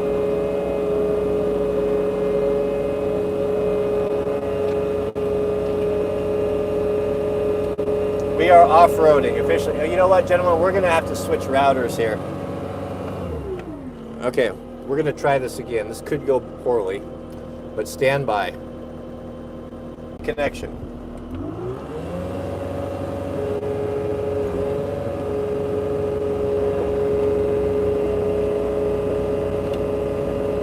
Are we good? Did we make it? Question Tree says we're looking good.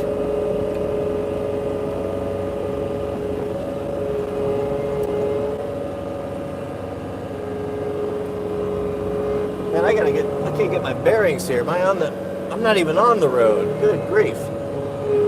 Okay, so where does the road, does it go out wide here? Well, around that bush maybe. I think that's what it was, yeah. Maybe I might be a little bit on the inside. Let's see if we can intersect it here.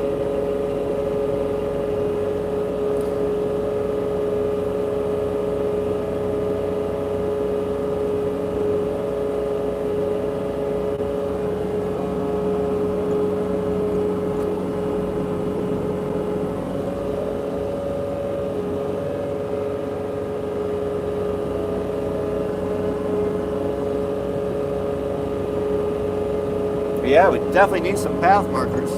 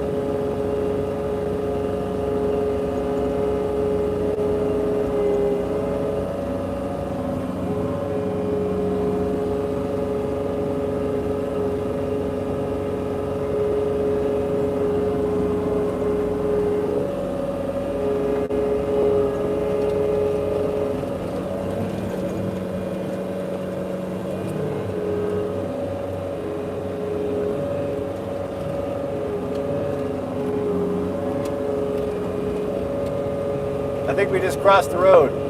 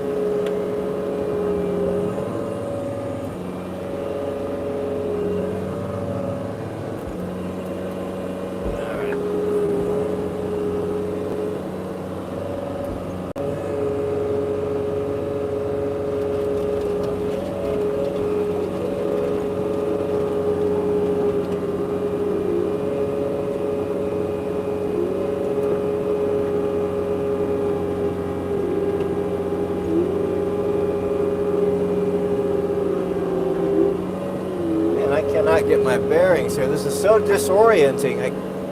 Everything is white. I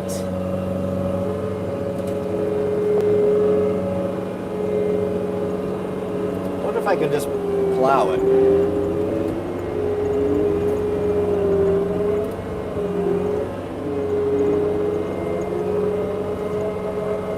Mark it ahead of time here.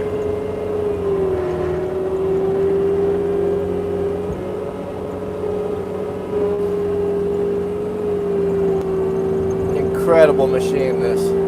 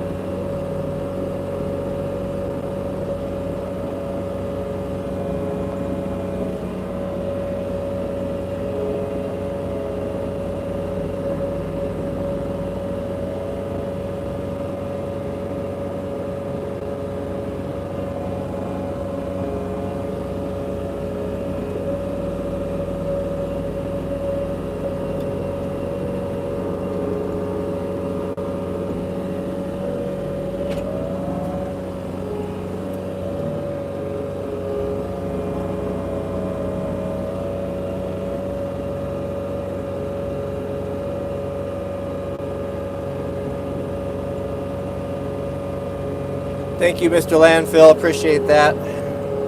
Hit the thumbs up, gentlemen. So I'll get back in the chat here as soon as I just trying to get everything set in the right direction and going here.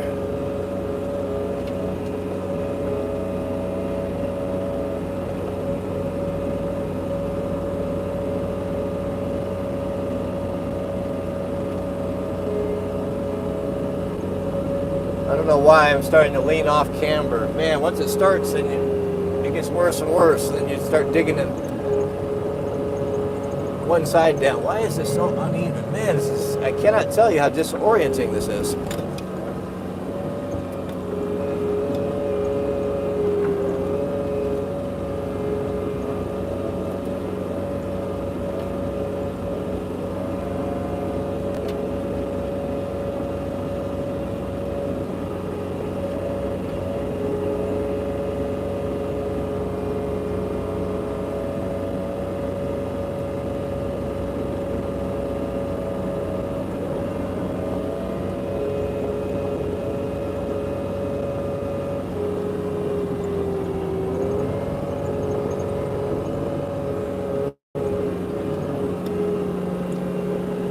I know there's not a hole out here. Why I'm getting crooked is beyond me.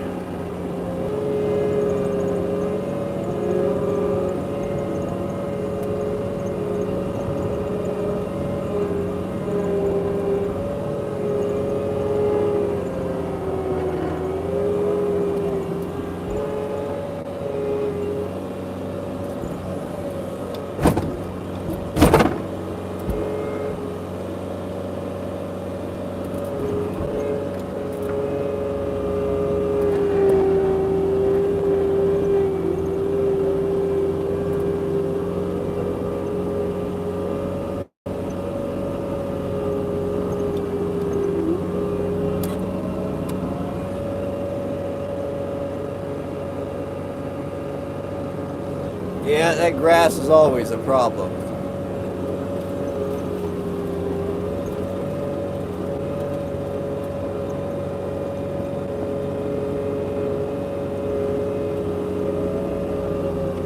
Well, if it wants to go crooked, then we just go crooked.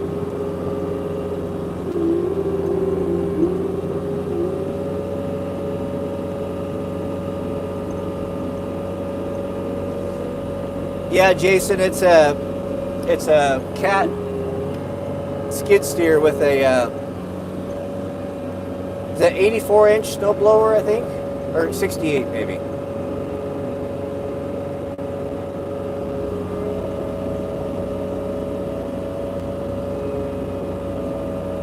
There we go. Now we're chooching, gentlemen.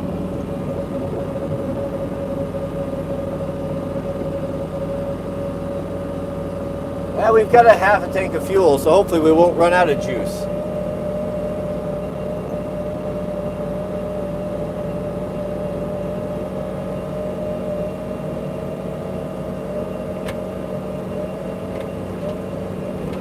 Oh man, and the gravel.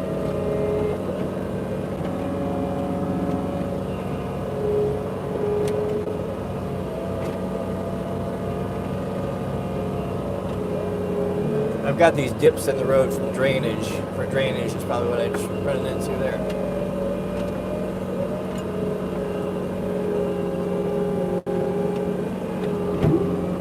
What was that?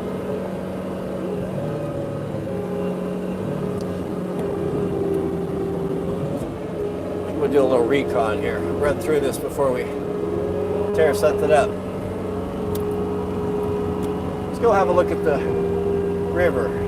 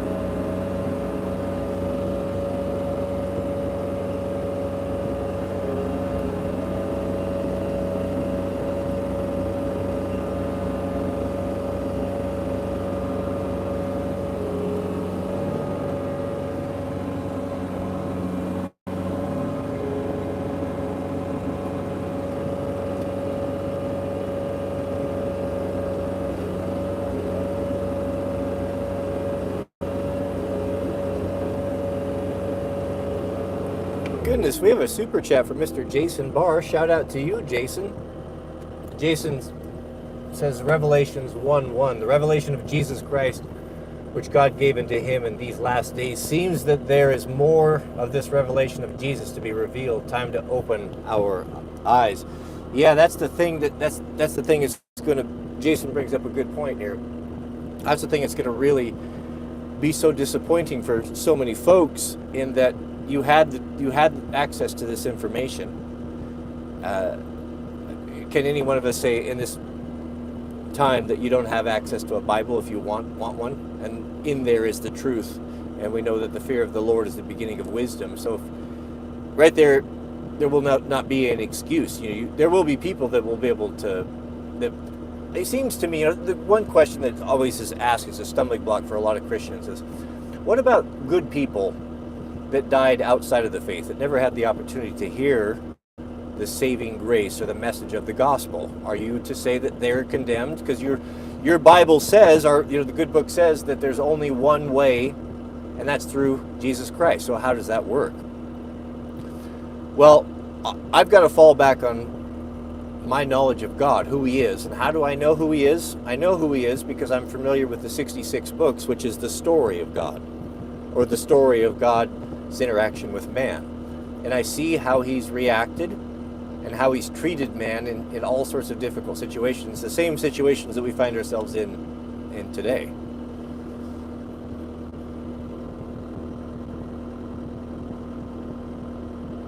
I wanted to reread this. And lastly, it seems that there is more of the revelation. Open our eyes. Yeah, so open eyes. So, in that, I'm sorry to say, gentlemen, but there's some of you that are sitting here today that are hearing these words of these things for the first time. Maybe you've never had the exposure to the Christian God. Maybe you've had bad experiences with some of his people, and that's definitely the case. I like to say that the modern Christian church, or the Christian church that is man-centered versus God-centered, has done more damage to the cause than anyone else that has fought against it. There's a lot of truth in the book of Revelation. There's a lot of signs of the times, the things that are going to be coming that we can look for to tell us to look up. God tells us, look up, your redemption draws nigh. But when you are called on that judgment, and you did not respond to this call from me or from whoever, now you're no longer innocent. You've been told that there is a way for you to find the truth. You've been told that there's a way for you to glean some insights as to what is coming in the future through prophecy. And that's what separates the Christian religion apart from the other ones, is the fact that there is prophecy. And the prophecy is unbroken. So you have an obligation to go in and find out. So find out and make a decision on your own. And Paul said it, I can't convince you. I can't tell you. All I can do is just share what it's done for me. I can share. I've been on both sides of life. I can tell you what it's like before and what it's after. And I can tell you that there's no comparison. And what that's going to do for you, or how long it will take, or what your walk or what your relationship will be, that's something that's unique to your situation. But one thing that it has been common is that new people that come genuinely to the Lord for the first time, it seems that they get a special outpouring of the Spirit that is hard to explain. Happened to me, happened to Mrs. W. It's happened to most everyone that we know, that there's just a little extra something there. So open your eyes to that, look for it. Hit the scriptures, read them prayerfully, ask God to show you if you don't understand them, and he'll give you the insight. Just don't go into it with any preconceived notions, as much as difficult as that is. Because we've heard so much nonsense over the years. But thank you for that super chat, and shout out to you. All right, let us proceed, gentlemen. Oh goodness, we have another super chat from Jason Barr. Yeah, good point. Let them be cold or hot. Let the church that has allowed the world to mix he will spew them out of his mouth. Choose this day who you will serve. Yeah, then that's what God's telling us right here. He's telling us so clearly. It's so interesting. There are stories of the New Testament that are hard to comprehend. There's one story in particular about the unjust judge. If you haven't heard it, man, this is a good one. I'll stop sermonizing here, but I got to show you. This is so interesting to me. I think about this all the time. Christ gives an example. He teaches in parables. He teaches in stories, in ways that the people could understand. Their history was a lot of that was passed down. This was a way that it was done in those days, and this is what people were used to having.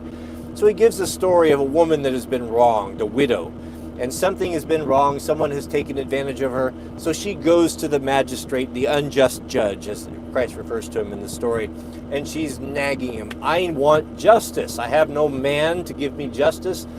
You're the only one. I want justice. And he says, send her out. I don't have time for her nonsense. But she presses him and will not relent, won't give up. Daily is she knocking on his door. Finally, he says to himself, good grief, this woman is going to put me in the grave, and I will give her justice, not because she deserves it or it's the right thing to do, just so that she stops wearying me or leaves me alone. I'm going to give her justice for that very reason. And the interesting thing about the story is that Christ cites this judge as an example of how the Christian should be. An unjust judge. What does that mean? What do we do with that, right?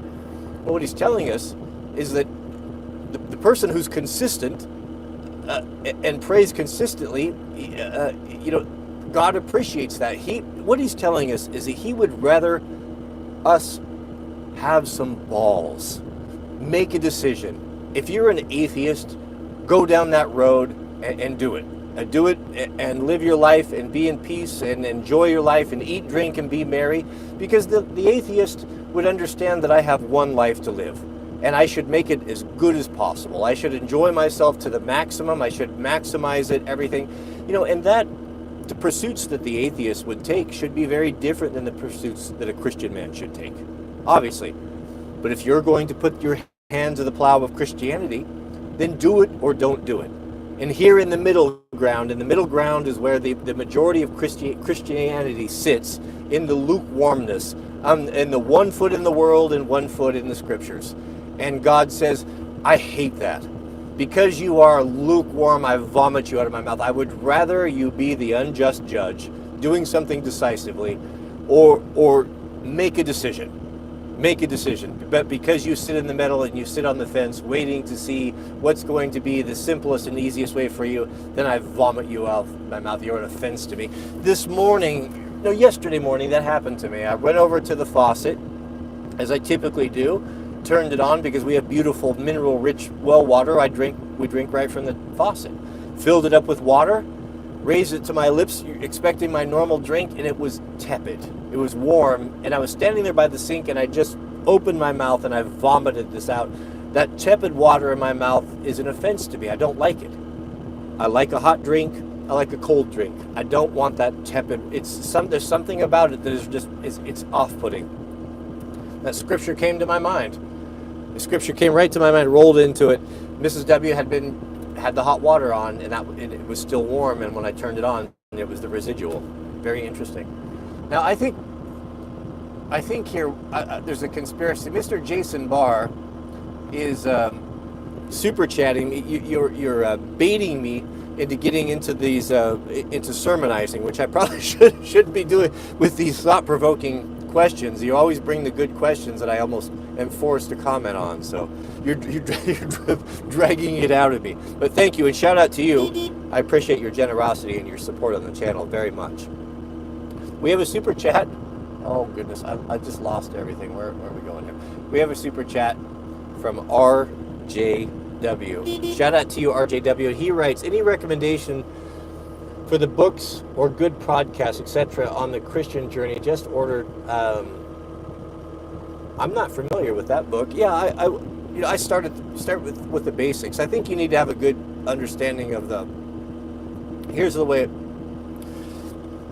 I'm reluctant to recommend any sort of a guide or a self-help book.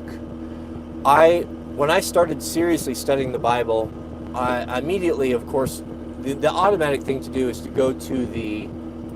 automatically go to what do you call the multiple volume sets of the theologians of your particular faith has put together a commentary where thinkers and theologians over for years and decades, and the Catholics have studied the scriptures, and rather than losing all this knowledge and these interpretations, have written it down in these concordances, right? And they're massive. There could be I have the Last Faith I was a part of. There's like a 13 volume set.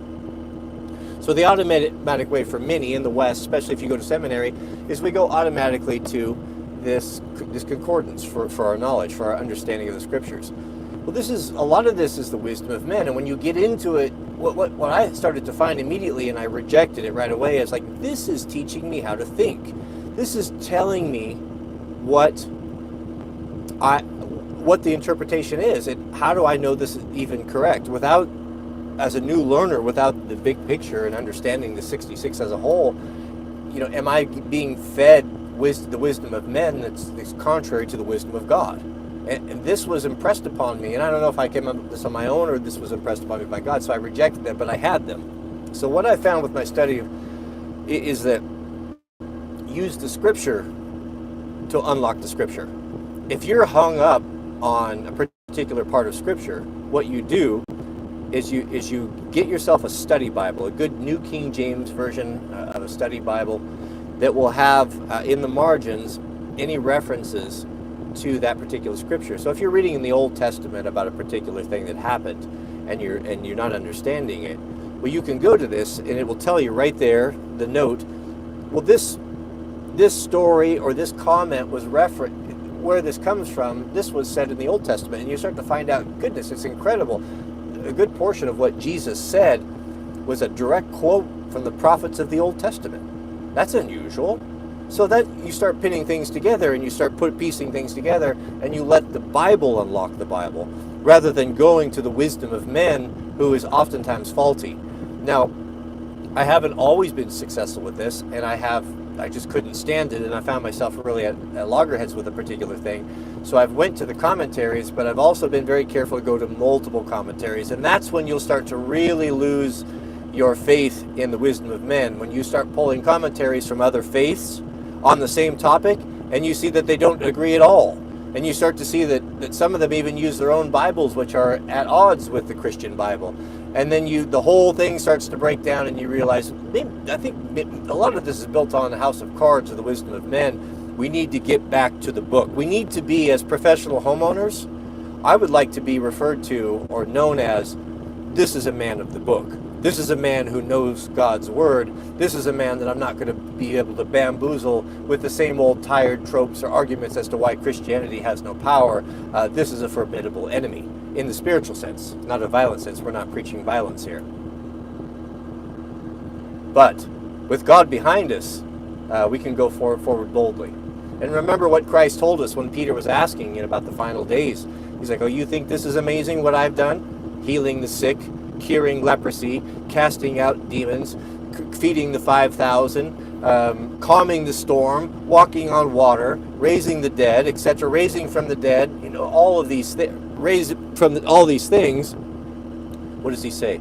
Oh, you think these things are amazing? Wait until you see what the saints in the final days will do. The army of God, the leaders of the army of God, think what they'll do. I'm getting goose chills just thinking about this. Gentlemen, you need to be on the right side of history. This is a reminder to me as well. I've been very Laodicean, as those of us who are insiders know, a reference to the church in the final days. I've been very haphazard and taken my faith very lightly. But there's coming a time, I understand now, there's going to come a time where hard decisions are going to have to be made, and we're going to have to be men of courage. And if we're unwilling to stand up against the pressure of COVID or vaccinations, and we buckle to these things, then we're like the army that Gideon sent home, because we would have been no value. We didn't have the courage and the backbone to resist these things. Now, I'm not to say that you haven't seen the light. If you were bamboozled by that and have come to see the light since then, and now understand what's going on, can you be redeemed? And can you be adopted back into the army of God? I think so. I think all of that, but it's going to be very few. So if you couldn't resist that, and you can't start resisting difficulties now, what happens when you need to die for your faith? So I think what God is telling us, what he did with that whole thing, and ultimately, I'm not saying he had a hand in it or he didn't, but ultimately, the buck stops with him, was, are we seeing who his people are? Who are the soldiers, who are going to be the commanders and leaders of God's army in the future? I want to be in there, either a leader or someone following one of his leaders. I want to be in that army. So let's stop apologizing, gentlemen. Let's stop accepting things that are wrong and go against the will of God and go against the human nature, and stop sitting by on that. It doesn't mean we need to go out and get involved, but we need to draw a line and say we're not accepting this. This, as of me and my house, we will serve the Lord. That's where we want to be in the future. And I'll tell you this. I don't know. I'm going to have to shut it down here, but I'll tell you this, that this is an exciting time. Especially, it would be exciting right now for a brand new person in the faith, that hasn't fallen away, that can go cleanly to the Lord. It doesn't have to go back again like so many of us that have fallen away and sinned and repented and repented. Get to the point where you're like, good, does God even want to hear anything I want to say anymore? Does he even care? I mean, have I worn out my welcome? Have I failed him so many times that he's labeled me as someone that is just of no value to him, that can't move the work forward? Remember the story of the prodigal son. That is the story of the sinner that is left. And in his wretched state, when the prodigal son came home after devouring his father's wealth, he most likely was ridden with venereal diseases. He had squandered his wealth. He had destroyed his father's good name. He was a laughing stock. He was so ashamed of himself, the son, that he thought, I'm not even going to ask my son to put me back in the house, or my father to put me back in the house. I'm going to ask him to just make me like one of his servants. Just give me a job and some food, and I'll just work with no inheritance. I'll just be happy just to be a servant at my father's house. At least it'll be better than where I was at. I deserve nothing better than that. What did his father do? When that boy started coming home, his father, it says his father saw him a far way off. That's significant, because that means his father was looking for him. His son had been gone and left home for a long, long time. Many fathers would have given up on their son, went back to work and focused on the family that he had. But he saw him a far way off. His father had not stopped looking for him. He'd been looking for him the whole time. He'd been looking for him the whole time.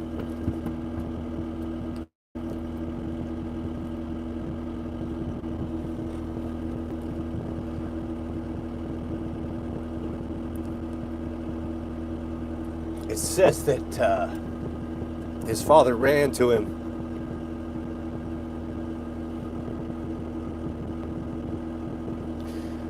His father ran to him and embraced him.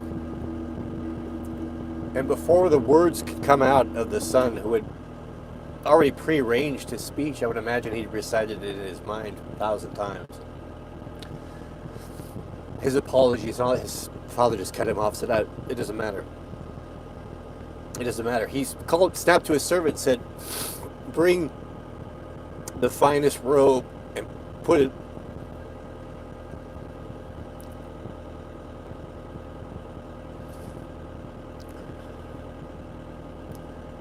bring my finest robe and put it on my son. Take this signet ring off my hand and put it on my son.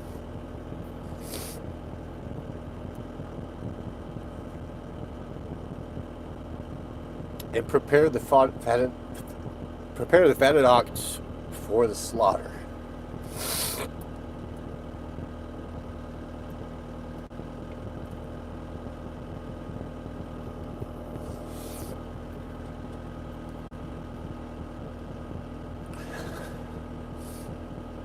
The signet ring was significant in that was his dad's credit card.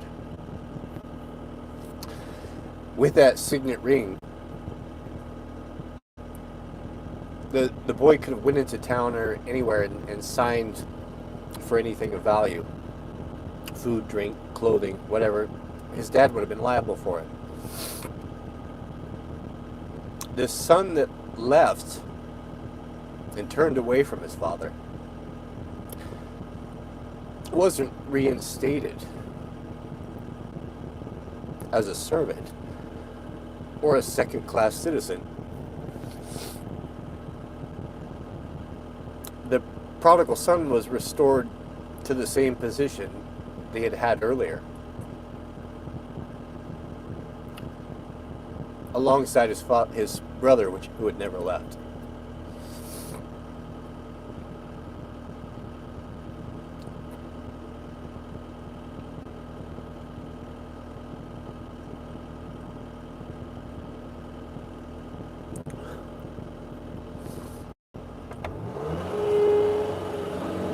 Well, the thing speaks for itself, doesn't it?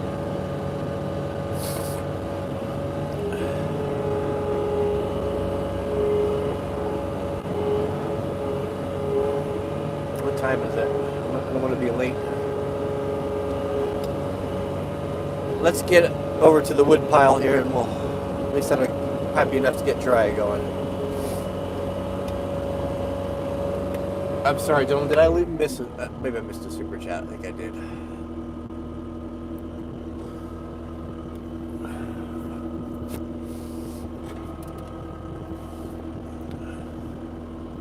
We have a super chat from Mr. John Palmer. Thank you, John. Shout out to you, who writes, how many times did Jesus tell us to forgive? Will he not do the same? Yeah, he will do the same, but I don't know that he won't. I don't know that he can do it unless we ask. Doesn't he tell us that we have not because we ask not?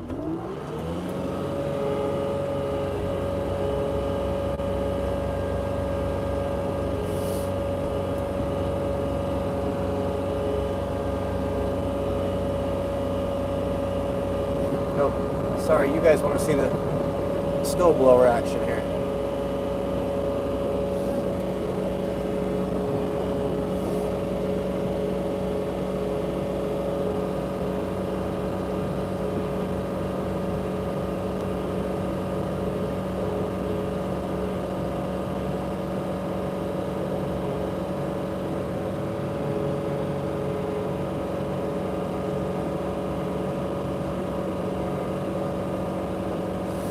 Oh, I'm sorry, I missed a super chat. Mr. The Prophet Bear, goodness, shout out to you for the Prophet Bear who writes, brother, I walk in the spirit of Elijah. Can you help me grow my channel? I would love to have my own platform, but I do love what I am seeing. Keep the faith, brother. The force is strong with you. Yeah, I don't know what I could do. I mean, I'd be happy to. Maybe one of the mods can put a post to the Prophet Bear's channel there. I haven't vetted that or checked it out, but I do appreciate that. Oh goodness, I missed a whole bunch of super chats. I apologize. We have a super chat from Alexander Weissman. Shout out to you, who is a 19-year-old mechanical engineer student in the West Coast, Indiana. Us young boys have a lot to learn. That was lost, but a few of us that are focused on doing good are determined and aren't going to stop. Christ is King. Yeah, there you go. And I'm very encouraged by that, Alexander. I'll tell you, I'm kind of plugged into the Zoomer generation because I have a son who is, in the midst of that, and I try to be involved in his life as much as possible. So I see where it's at. And a lot of people think that generation is lost, but they could go either one of two ways. They could become extreme fascists. They're pushing against a lot of this culture that we're dealing with now, and there's hope.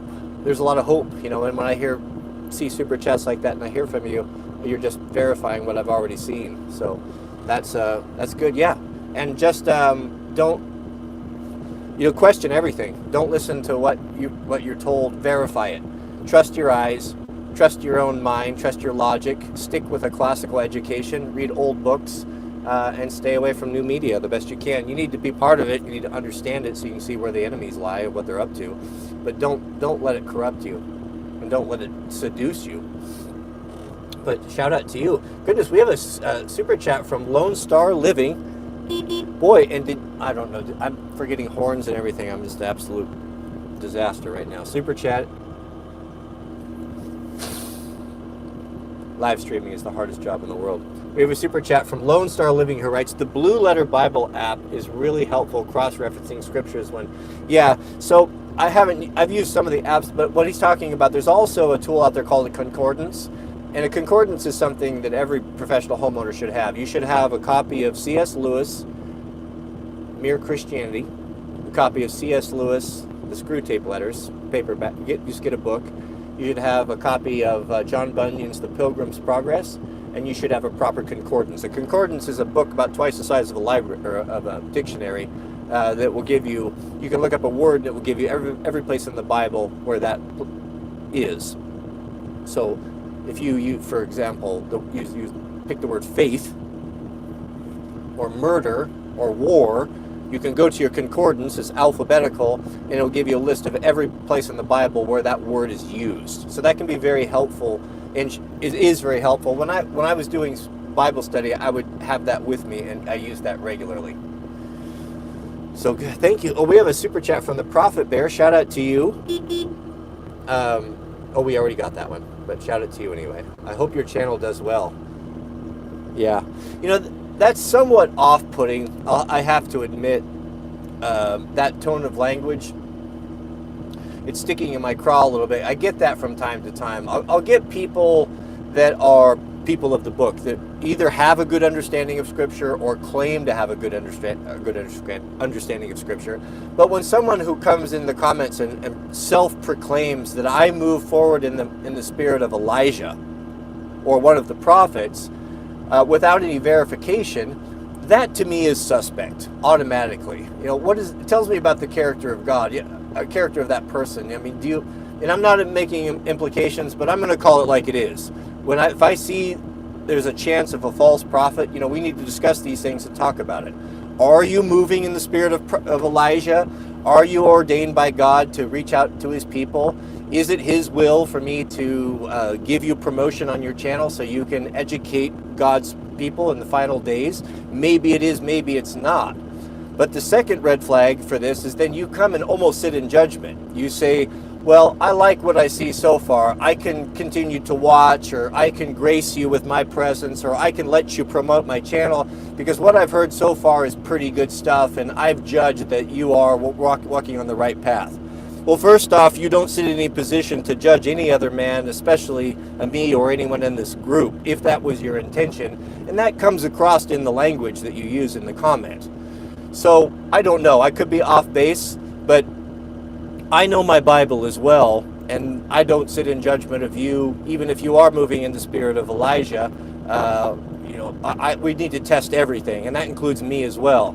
Anything that I say here is to be taken with a grain of salt and needs to be tested against the scriptures. This is why you need to know the 66, because you can test something that I say. If I speak out of place or say something wrong, it's usually out of naivety and not out of maliciousness. I hope so, because I understand that those who step up to teach God's children will be held to a higher standard, and that every word is recorded, and that I will give an account for it. So I'm very careful about that. So I hope God winks at my indiscretion if ever I have promoted, and I'm sure that I have, a doctrine that is not sound or contrary to his teaching, because it's not intentional. And I hope that he winks and gives me a pass, because I was going forward with the best of intentions. Now, don't stay in ignorance. We can't hide under that and go forward pig-headedly teaching errors because my intentions are pure. No, you have a responsibility to be an intelligent man and to continue in prayer and study. And if you are truly walking in the spirit of Elijah, God will correct or make any corrections that you have in your theology so that you're not leading people astray. But I appreciate your super chat, but you don't sit in judgment of me, and whether or not you are walking in the spirit of Elijah remains to be seen. I think we're all done with the niceties of soft soap milquetoast Christianity. Can we all agree here in the comments that we can dispense with all of that garbage? Isn't it time?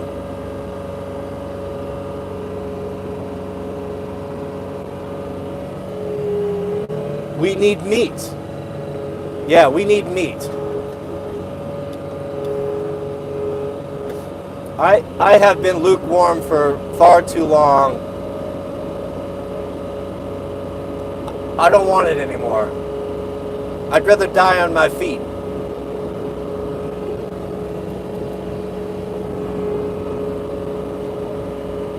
And what greater cause could a man give his life for than for the gospel? You essentially seal your fate into the kingdom.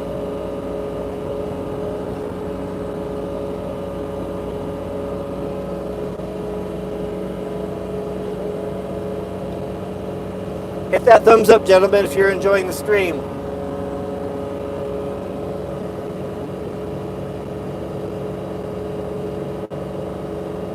Thank you, Noah. It's very nice of you to say, but I tremble at I do not want to be a preacher. I'm in need of a preacher. I wish one would stand up, or a prophet. I'm just far too unstable and immature.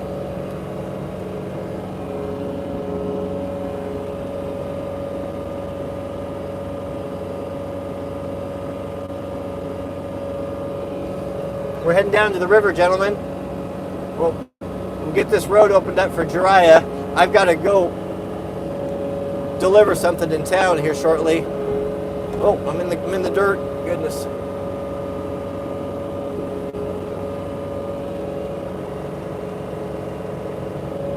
What are my opinions on the origin of Christmas? You know, that's a tough one. I understand. I know where you're getting at. I know all of the arguments. I know the origins. I know the history. I know the customs. I know how it's been intermixed and mingled with Christianity in it. That's a tough call. Our family has struggled with that, and we decided for a time to reject it all. And then we also found that it, made us such an oddity with people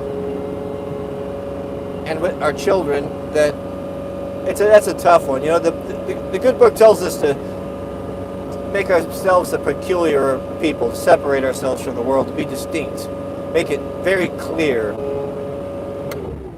to the world that you are not like them. Interesting thing that the children of Israel used to do back in the day. This would have been in the time of Moses and in the time of maybe in the time of Jesus. It was definitely in the time of Jesus. I think it went back to Moses. But the men wore a blue tassel on their garments, on the hem of their garments. And that was to signify to anyone that would see them in the town that was who they were. There was no question. They were distinguished. And that can help you. I think what God's intention was not to create an elite group of people, but to create a group of people that was head and shoulders above the norm in that time. Cleaner, better educated, better living standards, happier. People that had the knowledge of the true God. And when the pagans would look upon these people and see just how well and organized their cities ran and how prosperous they were, that they would start asking questions about this. And what is with these people, and why are they doing so well, and why are their children they're not dying like ours are, etc. They have better food to eat. And they come around asking questions. And when people come around asking questions, they're in a mindset where they're willing to learn. And they're willing to listen. And I believe that was always God's example. The idea was that rather than forcing people to do something, he would open himself up, give access to himself in a special way to a group of people, that he could maintain some decency in an indecent world and win souls and hearts to people of their own decision in mind. And that's the best way to reach people. It respects their own particular beliefs and opinions. And that nothing has changed today. That those of us who are, those, I know it's funny and all, but we get it. The professional homeowners or people, people of the book, soldiers for Christ, are to be the same way. We need to be clean and orderly in our way. We need to stand out from the world. look different than them and don't adhere to their natures. We need to live in that world so that we can not be so isolated from them that we can't help them. But if we can't help ourselves, we can't help them. We need to have ourselves sorted out. And then be prepared with the gospel. One of the pieces of armor that God gives us was to shod your feet with the preparation of the gospel. That's very confusing. It was confusing to me for a long time, but I think I understand it right now clearly. In that, shod your feet with the preparation of the gospel. Don't go out preaching to folks. They don't want to hear that. But make the changes in your own life. Make it clear to people that you are set aside. Stop swearing. Stop doing the things that make you part of the world, and study and know the book. Be a man of the book. That when someone comes to you with a question, hey, why is it that you keep the Sabbath? Hey, why is it that you don't go out and drink with us? Hey, why is it that you have such a good relationship with your wife? That you'll be shod with the preparation of the gospel. You'll have an answer. And you don't have to be a scholar. And if you're nervous about that, God tells us that in those times when someone is coming to me, I'll use you as a vessel. And I paraphrase a lot, so when I'm quoting scripture, you don't pin me down on this. I'm speaking freely. I'm trying to get the gist of it across. We don't need to be Bible thumping here. We all get it. I lost my train of thought. I'm sorry. What were we talking about? We're talking about blowing this wood pile. But it'll come to me here. Shod your feet with the preparation of the gospel. So in that time, you will have an answer. And you will be able to do a great work. And your actions, if you can save one soul, win one soul to the gospel, the good book tells us that we'll cover a multitude of sins.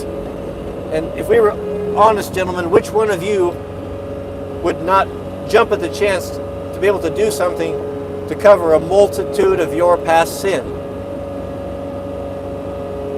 I'm not talking about works here, but it's obvious that we are saved by the blood of Jesus Christ, and without him no man can be saved. But it's also very obvious that we have our participation in this. God participates with man in his own salvation. And we know this because God asked Noah and his son to build the ark, which was his very salvation that saved his people. Do you know that the ark was a form of Jesus, was a form of Christ, was a form of a Savior? Because these men and women who were saved by the ark weren't necessarily saved because of their goodness. They were saved because they got on the boat.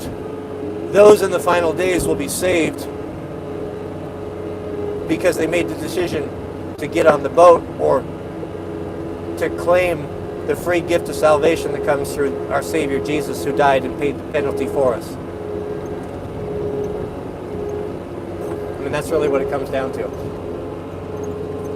Gentlemen, I'm going to tie in here with Peter. I have got to go. I got to end the stream. Uh-oh. That's what I hit. Oh, you didn't even see it. Oh, sorry. There's a big log in the... Peter, bless him, pulled the log out of the trail.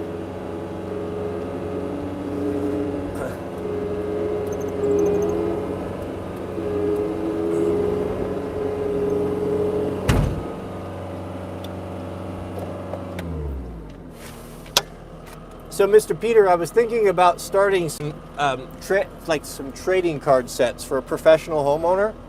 I thought maybe you would fit into one of those. Like, we could give them out to subscribers and trade them. You could be Snowplow Chad. You could have Snowbike Chad, Snowplow Chad. That's funny. Do you know if there's any more logs like that in there? I think that was the only one. I remember that being there. Oh, okay. Just when I saw you pull, I hit it like, what's that? And I was not paying attention. I went over it. Hey, I've got to go downtown. I got to jet or bounce. I guess is that the term now? I got to bounce. So I'm going to head back up there. Okay. I'm just going to clean this up and then if you want something to do that should be safe, if you could just maybe cut off of this and over to that second round. Oh, the second pile right behind you? Yeah. Just just get close to it, and then Jariah's going to just run the quads up here and we'll start hauling the rest of this firewood up. Okay. If you have time. If not, don't worry about it. I'll do it when I get back. All right, we'll see ya. All right. Thanks, bud.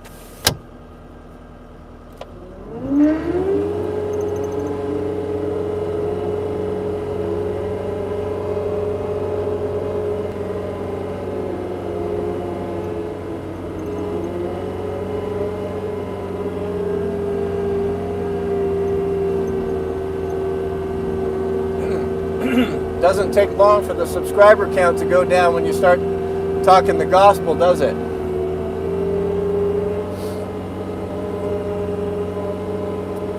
Well, the Lord tells us that the servant is not greater than his master, so there is no surprise. This is what we have to expect. He's told us that they despised me. What do you think they're going to do to you? They'll think nothing of destroying us. Did we not see during the COVID pandemic, did we not see, and people that maybe even our own family and our circle of friends that would have happily, gleefully put us on trains, those of us who are pushed against the narrative?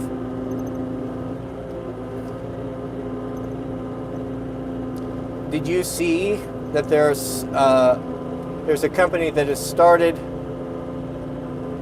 a blood bank, and it's spread to 17 countries of pure blood, where they're housing blood that only comes from people that have not been vaccinated, and that this will be something that is going to be very popular in the future, and this is going to be something that is going to be very expensive. I'm going to make a prediction in the future.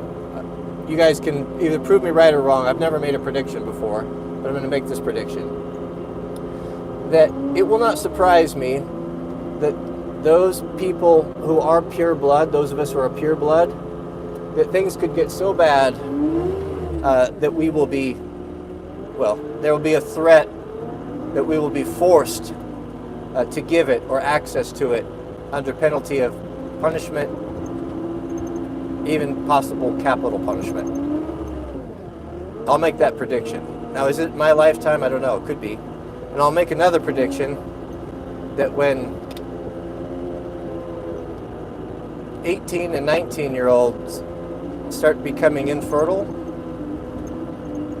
that the value and need for non-vaccinated, we'll call it reproductive juices, will be in high demand. I'm going to go on record. I'm going to predict that.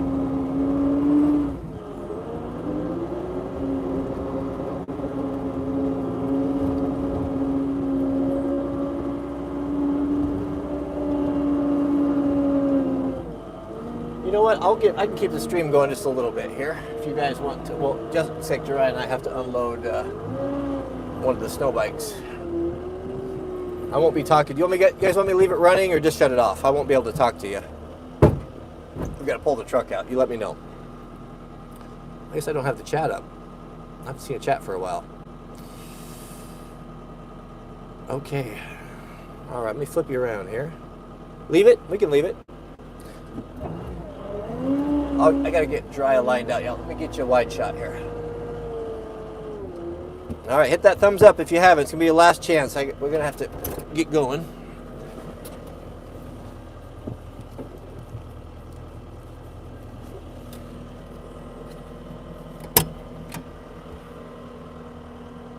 Let's talk about the consequences of the false prophet. Yeah, the consequences of the false prophet are the worst consequences. So in the book of Revelation, there's a special punishment reserved for two people, or two groups of people. The devil and the false prophet be cast into the fiery pit prepared for him. So there is there'll be a great destruction, but there's a special punishment set aside for the false prophet. Now, who is the false prophet? False prophets manifested himself all through time and millennial. We have many examples. Even in Jesus' time, there was a bar Jesus. There was a man that came forward, pretending to be doing miracles. There was a great anticipation for the Messiah in those days. And their understanding of the Messiah was wrong in that they thought the Messiah was going to come and deliver them from the burden of the Roman yoke. They were they were basically occupied. And what they didn't understand was the Messiah was to come to deliver man from the burden of sin, from the wages of sin, which is death. And so they missed that.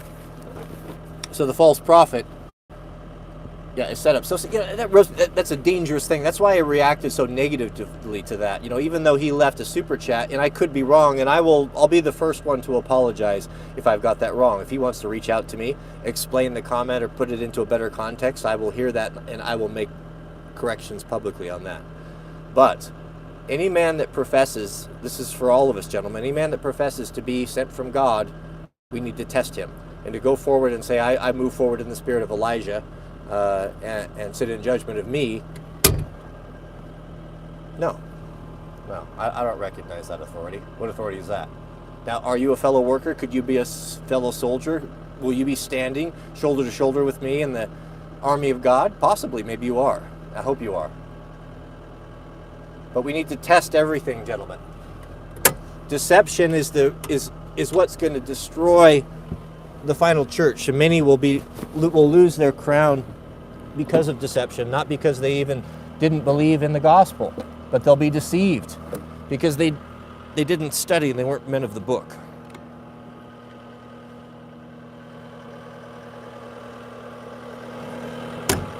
All right, I'm going to unplug my mic here. So I'll leave this on for a little bit. We got a little mic.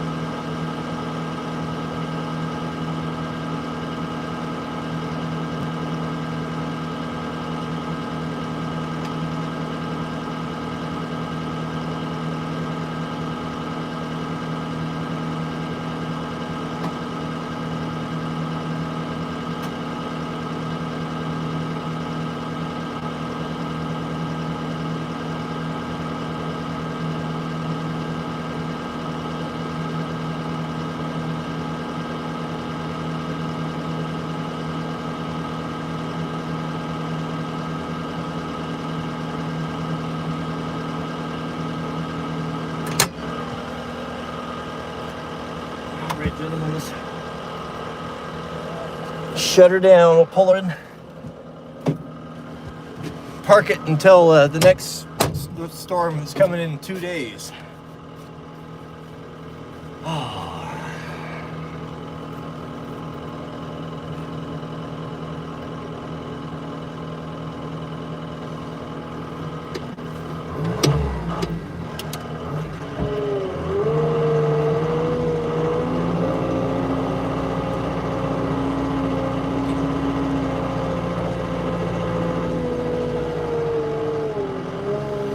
Yes, yes, you can, Josh.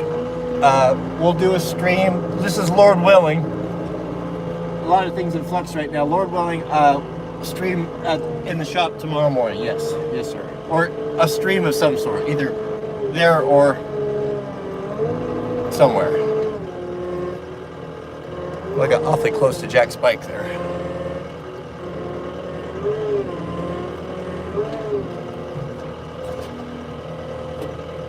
All right, well, I sure do appreciate all you guys spending time with me. Thank you for your generosity and those of you who super chats. I have this fear that I may have missed one, so please let me know on the next one and I'll make that correct. Yeah, that's it. Tired today. It was just didn't sleep well last night. Mrs. W and I, neither one of us, we were kind of up at 3 o'clock for some reason, and there's something that goes on at 3 o'clock. I wake up at 3 o'clock all the time. Often, God has called me and said, you need to pray right now. I think I know what's behind it, but something that's common to a lot of folks of the faith, I believe. All right, well, thank you. I'm going to sign out, and if we don't see you this afternoon, we'll see you tomorrow, but I'm hoping to see you this afternoon. So hit the bell icon, subscribe to the channel if you haven't, and you'll get the notification. And as soon as we go up, we'll be inside the house. It might be we can spend an hour or so together. It might be fun. Thanks for watching. Keep us in your prayers. May God bless you and your families.